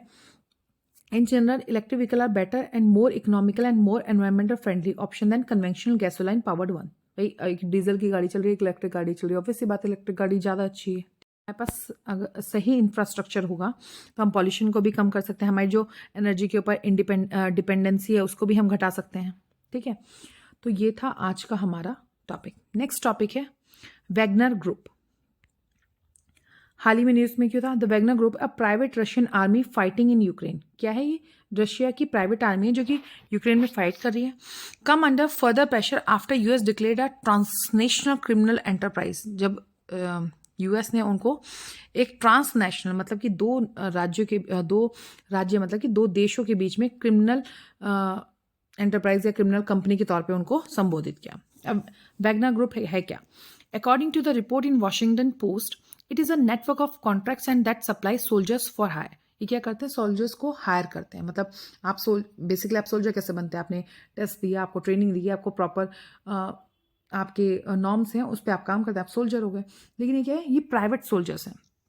Dmitry Yutkin, a former special force officer who served in both Chechen wars and was a member of Russian military intelligence, is credited with, ठीक है, उसको इनका क्रेडिट दिया जाता है कि भैया आप इसने इसकी स्थापना की है, इस प्राइवेट आर्मी की। It's a ostensibly private but according to CSI its management and operation are deeply intertwined with Russia military. ठीक है भाई, सामने से कोई ये थोड़ी कहेगा कि हमारी नहीं है, लेकिन अगर इसको बैकग्राउंड देखा जाए तो ये रशियन मिलिट्री और उसकी इंटेलिजेंस कम्युनिटी के साथ इसका बहुत गहरा रिश्ता है। ठीक है, द वार्नर ग्रुप फर्स्ट सरफेस्ड इन, ये सबसे पहली बार कब आए थे? 2014 में आए थे, रशियन एनेक्सेशन ऑफ क्रीमिया, जब रशिया ने क्रीमिया पे एनेक्सेशन यानी कि उसके ऊपर कब्जा किया था। It has been evolve in conflicts in Africa, Latin America and Middle East. जब यहाँ पे भी रशिया का क्या कहते हैं कॉन्फ्लिक्ट हुआ तो ये सामने आया। अब इसकी आलोचना क्या? It has recruited, trained and sent private military operatives to conflict zone area the world to fuel violence. ठीक है, बेसिकली कहा जा रहा है इनको वहाँ पे जहाँ पे कोई ऐसी समस्या चल रही होती है वहाँ पे इनको आग लगाने के लिए भेज दिया जाता है। लूट natural resources and intimate civilians in violation of international law. भाई ये क्या करते हैं? नेचुरल रिसोर्सेज को लूटते हैं, वहाँ के सिविलियंस को परेशान करते हैं, जो कि इंटरनेशनल लॉ के खिलाफ और ह्यूमन राइट लॉ के खिलाफ भी है। It forces are known to be fighting in the part of Ukraine. ठीक है, यूक्रेन में including during a brutal long running battle of a small city of Bakhmut. Bakhmut की जो एक छोटी सी जगह थी, वहाँ पे भी जो एक लंबा युद्ध था वो भी इन्हीं लोगों की वजह से चल रहा था। तो बेसिकली कहना क्या है कि ये जो एक प्राइवेट आर्मीज हैं इसको रोकना चाहिए। आप लोगों से सिंपल क्वेश्चन पूछा जाएगा, वैगनर ग्रुप है क्या? ये एक कम्युनिस्ट ग्रुप है, ये एक टेररिस्ट ग्रुप है, ये अमेरिका का है, ये अलाना का है, फलाना का है? सिंपल सी बात है, वैगनर एक रशिया का अंडरलिंक्ड ग्रुप है जो कि प्राइवेट आर्मी के तौर पे काम करता है। ठीक है, नेक्स्ट आपका टॉपिक है स्कूल ऑफ एमिनेंस प्रोजेक्ट। ठीक, न्यूज़ में क्यों था? The school of eminence was recently introduce by Punjab chief minister. ठीक है, की पॉइंट क्या है? The project will renovate 117 state run school in 23 district with focus on grade 9 to 12। जो भी गवर्नमेंट स्कूल हैं 117 जो भी गवर्नमेंट स्कूल हैं 23 डिस्ट्रिक्ट में 9 to 12 उनको रिनोवेट करना। In addition to career advice, student को एडवाइस करना, बताना कि आपको आगे क्या लेना चाहिए, कैसे आप अपनी करियर में। देखिए भारत की पॉपुलेशन इतनी ज़्यादा है कि अगर हम उस पॉपुलेशन को सही तरीके से एजुकेट नहीं करेंगे, उसका हम सही तरीके से इस्तेमाल नहीं करेंगे तो ये हमारे लिए बर्डन हो जाएगा, और इसी बर्डन को हमें एसेट बनाना है। एम क्या है? री imagining education in state run school. जो यहाँ की एजुकेशन सिस्टम है उसको दोबारा से बदलना है। Holistic development of student and preparing them for responsible citizen, उनके अंदर एक संपूर्ण डेवलपमेंट लाना है और उनको एक बेहतर नागरिक बनाना है। बेस्ड ऑन 5 पिलर, 5 पिलर्स पे। स्टेट ऑफ आर्ट इंफ्रास्ट्रक्चर, भैया आपको वहाँ की जो इंफ्रास्ट्रक्चर है उसको बढ़ाना है, एकेडमिक्स अच्छा करना है, ह्यूमन रिसोर्स मैनेजमेंट वहाँ पे स्टैब्लिश करना है, स्पोर्ट्स और अदर एक्टिविटीज़ को वहाँ पे स्टैब्लिश करना है, और वहाँ पे जो कम्युनिटीज़ हैं उनको एंगेज करना है। ठीक है, देखिए अभी आपको ने एक मूवी देखी होगी उड़ता पंजाब, बच्चे स्कूल ही नहीं जा रहे हैं, है ना। और दो चीज़, पंजाब 2 चीज़ों के लिए बड़ा फेमस था, एक ड्रग्स के लिए और दूसरा फॉरेन के लिए, तीसरा वहाँ के एग्रीकल्चर के लिए। जबकि पंजाब को एक बहुत गलत तरीके से मेरे को लगता है कि दिखाया गया। अगर कोई पंजाबी है तो सीधा दिखा दिया जाता है कि भाई पंजाबी है मतलब दारू पीता होगा। ऐसा नहीं है। गुरु गोविंद सिंह जी भी पंजाबी थे, उन्होंने इतना अच्छा एक कम्युनिटी चलाई, इतने अच्छे सिस्टम को डेवलप किया, लाइक लंगर, लाइक आपके जो उनके गुरुद्वारे होते हैं। ठीक है, द थिंग इज कि किसी भी चीज़ को आप कैसे देखते हैं ये बहुत इंपॉर्टेंट है। मूवीज़ ने आपको दिखाया कि पंजाबी मतलब बड़ी सी दारू, है ना, कि वो बड़ा सा पंजाबी ग्लास है, लस्सी ग्लास में दारू पी रहे हैं, उसी के हिसाब से बियर ग्लास है, ऐसा कुछ नहीं है। पंजाबी, अगर आपको पंजाबियों को देखना हो तो they are very determined, they are very motivated. ठीक है, ऊपर से वो कैसे होते हैं, वो बहुत ही ज़्यादा देश प्रेमी होते हैं। ठीक है, तो उनकी जो रिप्रेजेंटेशन की है, मैं कह सकती हूँ कि बॉलीवुड ने या फिर फिल्म स्टार्स ने, तो उसकी रिप्रेजेंटेशन थोड़ी सी गलत हुई है। अगर आप सही तरीके से पंजाबी को देखें तो अगर आप देखें ग्रीन रेवोल्यूशन वहीं आया, सबसे ज़्यादा पंजाबी आपके कनाडा में रहते हैं, है ना, वो आप ही के तो हैं, they are of Indian origin ना, और सारे पंजाब से ही जाते हैं। तो पंजाब में एजुकेशन लेवल को इम्प्रूव करने की बहुत ज़्यादा ज़रूरत है। ठीक है, जैसे ही आप किसी का एजुकेशन लेवल इंप्रूव कर देते हैं वहाँ की चीज़ें खुद ब खुद बदल जाती हैं। उंगली मान डाकू थे, उनका एजुकेशन लेवल इंप्रूव हुआ तो उन्होंने एक बहुत बड़े ग्रंथ की रचना करी। आप मुझे कमेंट बॉक्स में लिख के बताइएगा वो ग्रंथ कौन सा था जिसे उंगली मान ने लिखा था। Next, funding. 200 crore rupees have been set up out for the government for this project. इस प्रोजेक्ट के लिए 200 करोड़ उन्होंने निकाले हैं। महत्व क्या? The project might be revolutionary step towards securing the student bright future. Obvious सी बात है, अगर हम लोग स्कूल बेहतर कर देंगे तो बच्चों का भविष्य सुनहरा होना निश्चित है। Teacher must play a crucial role in bringing out qualitive changes in education sector. देखिए बच्चों, जनरली माँ बाप बोलते हैं कि बच्चे पढ़ते नहीं है, ये है वो है। हाँ, हो सकता है ना कि बच्चे थोड़े से चंचल हों, बच्चे पढ़ नहीं पा रहे हों, बट आप ये भी समझने की कोशिश कीजिए कि वही बच्चे होते हैं जो ब्रिलियंट होते हैं, वही बच्चे हैं जो पढ़ नहीं पा रहे हैं। कारण क्या है? अब आप ये मत कीजिए दोनों बच्चे अलग अलग हैं। सिंपल, अगर आपको जिस चीज़ में आपको मज़ा आएगा ना, आप सिर्फ वही करोगे। तो आप उन्हें स्टडी में मज़े दिलाइए ना, यू जस्ट इनकरेज दैम, उनको सिखाइए, उनको समझाइए। जब उनको चीज़ें समझ में आने लगेंगी उनको स्टडी में भी मज़ा आएगा। उनको खेलने में मज़ा क्यों आता है? क्योंकि उनको खेल समझ में आता है। अभी आप किसी छोटे बच्चे को ना चेस पकड़ा दो तो उसके लिए ना वो बहुत बोरिंग हो जाएगा, क्योंकि उसको समझ में नहीं आता। ठीक है, लेकिन उस पर सड़क पे रनिंग करना उसको समझ में आता है तो उसके लिए वो ईजी है। ठीक, तो आप बच्चों को समझाएं। जब बच्चा समझने लगेगा तो इसमें टीचर का रोल बहुत इंपॉर्टेंट। मुझे लगता है अगर बच्चे को कोई सब्जेक्ट नहीं समझ में आ रहा है तो टीचर सही नहीं है। ठीक है, it is a significant step towards Punjab being a true leader in education. ठीक है, पंजाब को एक ट्रू लीडर बना सकते हैं हम लोग एजुकेशन में। वो थी आज की न्यूज़। नेक्स्ट न्यूज़ है उप्स अलर्ट एक्सरसाइज। ठीक है, the border security forces recently began a 7-day drill called ops alert. Ops alert क्या है? मैंने भी आपको बताया ना, बॉर्डर सिक्योरिटी फोर्सेज ये अलग फोर्सेज होती हैं। इन्होंने अभी 7 दिन की एक ड्रिल एक्सरसाइज की जिसे उप्स अलर्ट कहा गया। ठीक है, ये 21 जनवरी से स्टार्ट हुई थी और 28 जनवरी तक चलेगी। The entire length of the international border between India and Pakistan from Sir Creek to Gujarati Rann of Kutch and Rajasthan Barmer district. ये कहाँ पे होगी? ये जो सिक्योरिटी बॉर्डर फोर्सेज होंगी कहाँ पे काम करेंगी? आप लोग अपने गुजरात के मैप में देखेंगे सर क्रीक आपको दिखाई देगी। सर क्रीक से लेकर के राजस्थान के बाड़मेर डिस्ट्रिक्ट तक ये पूरी एक्सरसाइज होगी। As a part of drill the BSF will conduct special operation Harami Nalla creek and forward the depth region. ठीक है, ठीक। तो इस पूरे एरिया में ये जो बीएसएफ की ड्रिल है ये कंडक्ट हुई। As a part of exercise it has also scheduled public outreach programme, ठीक है। इसमें जो वहाँ के सार्वजनिक लोग हैं वो भी इसमें मतलब अभ्यास करते हुए लोगों को देख सकते हैं और भाग ले सकते हैं। इसका उद्देश्य क्या है? To increase security along the Indo Pakistan border in Barmer and Kutch district. देखिए, जो गुजरात का कच्छ डिस्ट्रिक्ट है और राजस्थान का बाड़मेर डिस्ट्रिक्ट है, इसमें सिक्योरिटी को इम्प्रूव करने के लिए इसको किया गया है। Taking place in conjunction between republic day celebration थ्वाट any nefarious objective of national anti national element. मतलब ये जो भी राष्ट्र के विरोधी जो भी लोग बनाते हैं, वही 26 जनवरी के आसपास कुछ ना कुछ ऐसी गतिविधियां करने की लोग कोशिश करते हैं कि हमारे राष्ट्र के ऊपर कोई ब्लेम लग सके, तो उन चीज़ों को खत्म करने के लिए, हटाने के लिए इन एक्सरसाइज को किया गया। अब सरकारी प्रयास से गवर्नमेंट के एफर्ट्स क्या थे? To increase the security permanent vertical bunkers of concrete are being constructed for the first time to the station of BSF troops right at the strategical significant Sir Creek and Harami Nalla माशी एरिया। ये जो दो area है, कौन सा area? सर्क्रिक और हरामी नल्ला। यहाँ पे हम सीमेंट के कंक्रीट वो बनाएंगे बंकर्स। बंकर्स क्या होता है? इसके अंदर मिलिट्री वाले बैठ के निगरानी करते हैं कि कोई है तो नहीं, है ना। वो बंकर आपने देखा होगा ना, मूवी देखी होगी, कौन सी मूवी हो, राता लंबिया लंबिया वाली, captain, I am just forgetting the name. उस मूवी में वो होता है ना, बंकर है, मतलब एक छोटा सा सीमेंट का बना दिया जाता है, इसके पीछे वो छुप के वार करते हैं, उसी को बंकर कहते हैं। अभी आपके जो यूनियन होम मिनिस्टर है उन्होंने लगभग 250 करोड़ रुपए दिए हैं, ठीक है। 250 नहीं, 50 करोड़ रुपए दिए हैं। किसके लिए? मल्टी स्टोरी बंकर बनाने के लिए, ऑब्जर्वेशनल पोस्ट बनाने के लिए। कहाँ पे? भुज सेक्टर में, ठीक है। ताकि जो पाकिस्तानी आर्मी फिशरमैन्स के रूप में या फिशिंग बोट्स के रूप में भारत में घुसने की कोशिश करते हैं, उन पर निगरानी रखी जाती है। अब Sir Creek was formerly known as Ban Ganga, ठीक है। सर्किट को क्या कहते हैं? बाण गंगा कहते हैं। It bears the name of British representative. Sir Creek के ब्रिटिश रिप्रेजेंटेटिव थे, उनके नाम पे इसको सर्किट कर दिया गया। Under the Rann of Kutch marshes there is a 96 kilometre stretch of water that is dispute between India and Pakistan. जो रन ऑफ कच्छ है उसमें लगभग 100 किलोमीटर का, 96 किलोमीटर का एक पानी का स्ट्रेच है जो इंडिया और पाकिस्तान के बीच में डिस्प्यूट, यानी कि उसका झगड़े के कारण वो कह रहे इसके ऊपर हमें दे दो, उसके नीचे तुम रख लो।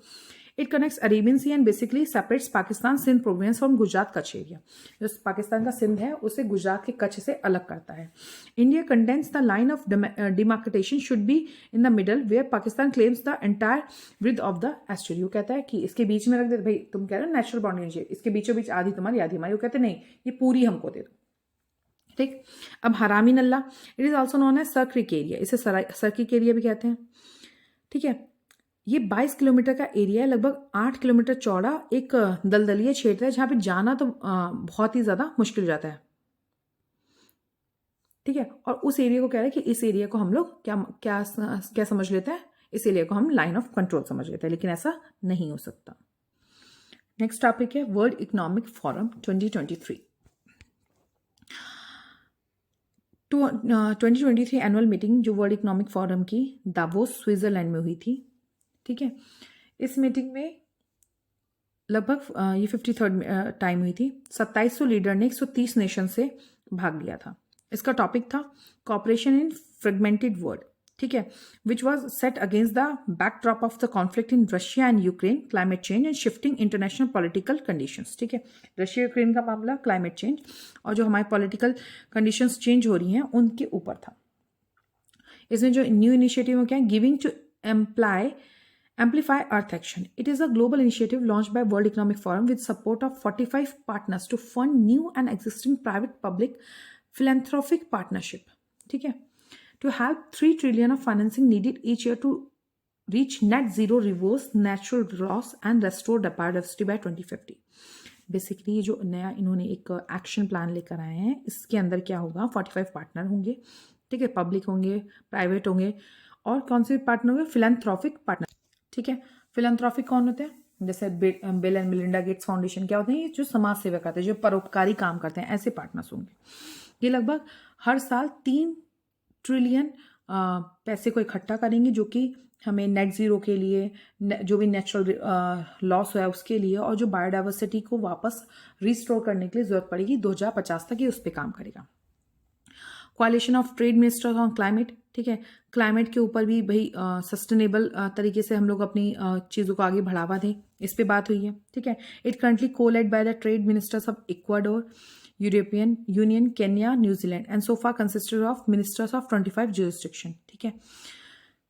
Next, Global Collaboration Village. It was introduced by WEF in association with Accenture and Microsoft as a first global metaverse platform with a specific goal of fostering global cooperation। ठीक है। बेसिकली वैश्विक सहयोग को बढ़ावा देने के लिए इस तरीके के विलेज का या इस तरीके के एक प्लेटफॉर्म का स्टार्ट किया गया। Coalition of epidemic preparedness and innovation. भाई देखिए सिंपल सी बात है, अभी जब कोरोना आया तो पूरे विश्व, मुझे लगता है पूरा ही विश्व इस चीज़ के लिए तैयार नहीं था। सभी जगह मेडिकल फैसिलिटीज़ में कुछ ना कुछ कमियां रह ही गई थी, तो उन कमियों को पूरा करना, ठीक है, और एक बेहतर तरीके से जो हमारी मेडिकल फैसिलिटीज़ हैं उनको आने वाले महामारी के लिए सक्षम बनाना। ठीक है। ये 100 डे गोल था। कहाँ पे ये? ऑस्लो, नॉर्वे में इसको स्टैब्लिश किया गया था। CEPI was launch in 2017 by the government of Norway and India. ठीक है। नॉर्वे इंडिया की गवर्नमेंट ने इसको लॉन्च किया था bill and Melinda Gates foundation और वर्ल्ड इकोनॉमिक फोरम के सहायता से। इंडिया ने 2023 डावोस में क्या क्या किया? According to centre of economic and business research SEBR, India GDP would reach 10 trillion in size by 2035, ranking third overall. हम लोग 2035 तक लगभग 10 ट्रिलियन इकोनॉमी बन जाएंगे। ठीक है, जो कि वर्ल्ड की थर्ड इकोनॉमी होगी। World leaders praised India capacity to draw in foreign investment. ठीक है, हम लोग फॉरेन इन्वेस्टमेंट में जो अपनी क्षमता को बढ़ा रहे हैं उसके ऊपर भी हम लोगों को काफ़ी प्रोत्साहन मिला। ठीक है, हमारी जो physical and digital infrastructure powers है उसको भी हम इम्प्रूव कर रहे हैं। हम लोग अपने यहाँ हर चीज़ मैन्युफैक्चर करने की कोशिश कर रहे हैं। They also emphasise that the need of labour and land market reforms. हमें लेबर और जो हमारी मार्केट की लैंड रिफॉर्म्स हैं उनको भी चेंज करने की आवश्यकता है। The forum and the Maharashtra institution for transformation Mitra signed a partnership to work together on urban transformation agenda. जो अर्बन में जितनी भी चीज़ें ट्रांसफॉर्म करनी होंगी इनके ऊपर ये दो लोग काम करेंगे। Telangana also signed an agreement with Elox advance materials private limited CLF lithium iron phosphate active battery material production unit. मैंने भी आप लोगों को पहले पढ़ाया कि हम लोग इलेक्ट्रिक व्हीकल बनाने के लिए, उसकी यूनिट बनाने के लिए, उसकी बैटरी बनाने के लिए काम कर रहे हैं, जिसके लिए सरकार इंसेंटिव दे रही है। तो तेलंगाना ने एक एग्रीमेंट भी साइन किया जिसमें वो lithium iron phosphate active batteries बनाएगी। ठीक है।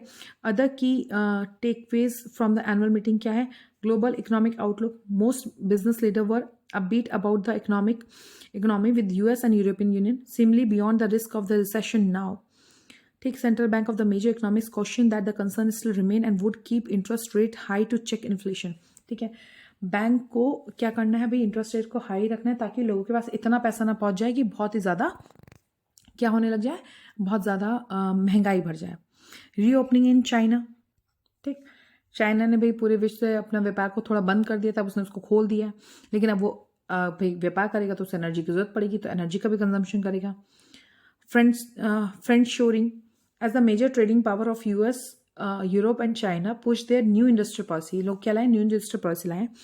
वर्ल्ड ट्रेड ऑर्गेनाइजेशन जो है उन्होंने कहा है कि फ्रेंच शोरिंग होना चाहिए। The technique of moving supply chains to nation with less danger of disruption from political unrest is referred by the phrases. ठीक है, उन्होंने क्या कहा है बेसिकली भैया, एक सेकेंड, ठीक है, ओके। फ्रेंच शोरिंग का मतलब क्या होता है? बेसिकली ऐसे देश के साथ अपने सप्लाई चेन को बढ़ाना जहाँ पे पॉलिटिकल अराजकता की वजह से किसी भी प्रकार का कोई डिस्टर्बेंस ना रहा, उसको फ्रेंच शोरिंग कहते हैं। ठीक है, ये मतलब आप इसको ऑन शोरिंग जो टर्म है उसके साथ इस्तेमाल कर सकते हैं, इसी को फ्रेंच शोरिंग कहते हैं।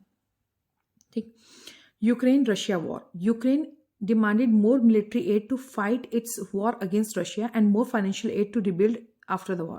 यूक्रेन ने क्या कहा है कि भाई हमें पैसा चाहिए अपने रशिया से लड़ने के लिए, और जब हम जीत जाएं तो अपनी इकोनॉमी को दोबारा से मेंटेन करने के लिए। Climate change.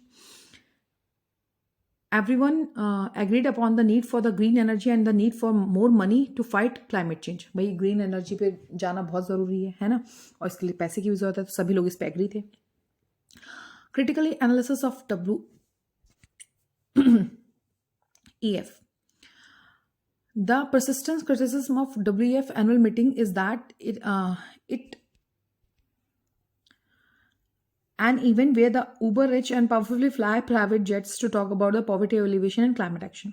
बेसिकली क्या कह रहे हैं कि WEF की आलोचना क्यों की जाती है कि इसमें अपने प्राइवेट जेट से उड़ने वाले लोग गरीबी को हटाने की बात करते हैं, ठीक है, और जो सबसे ज़्यादा कार्बन एमिशन कर रहे हैं वही लोग बात करते हैं कि हमें क्लाइमेट के ऊपर काम करना है. However, despite its flaws, the conference is an opportunity for key decision maker to interact with each other.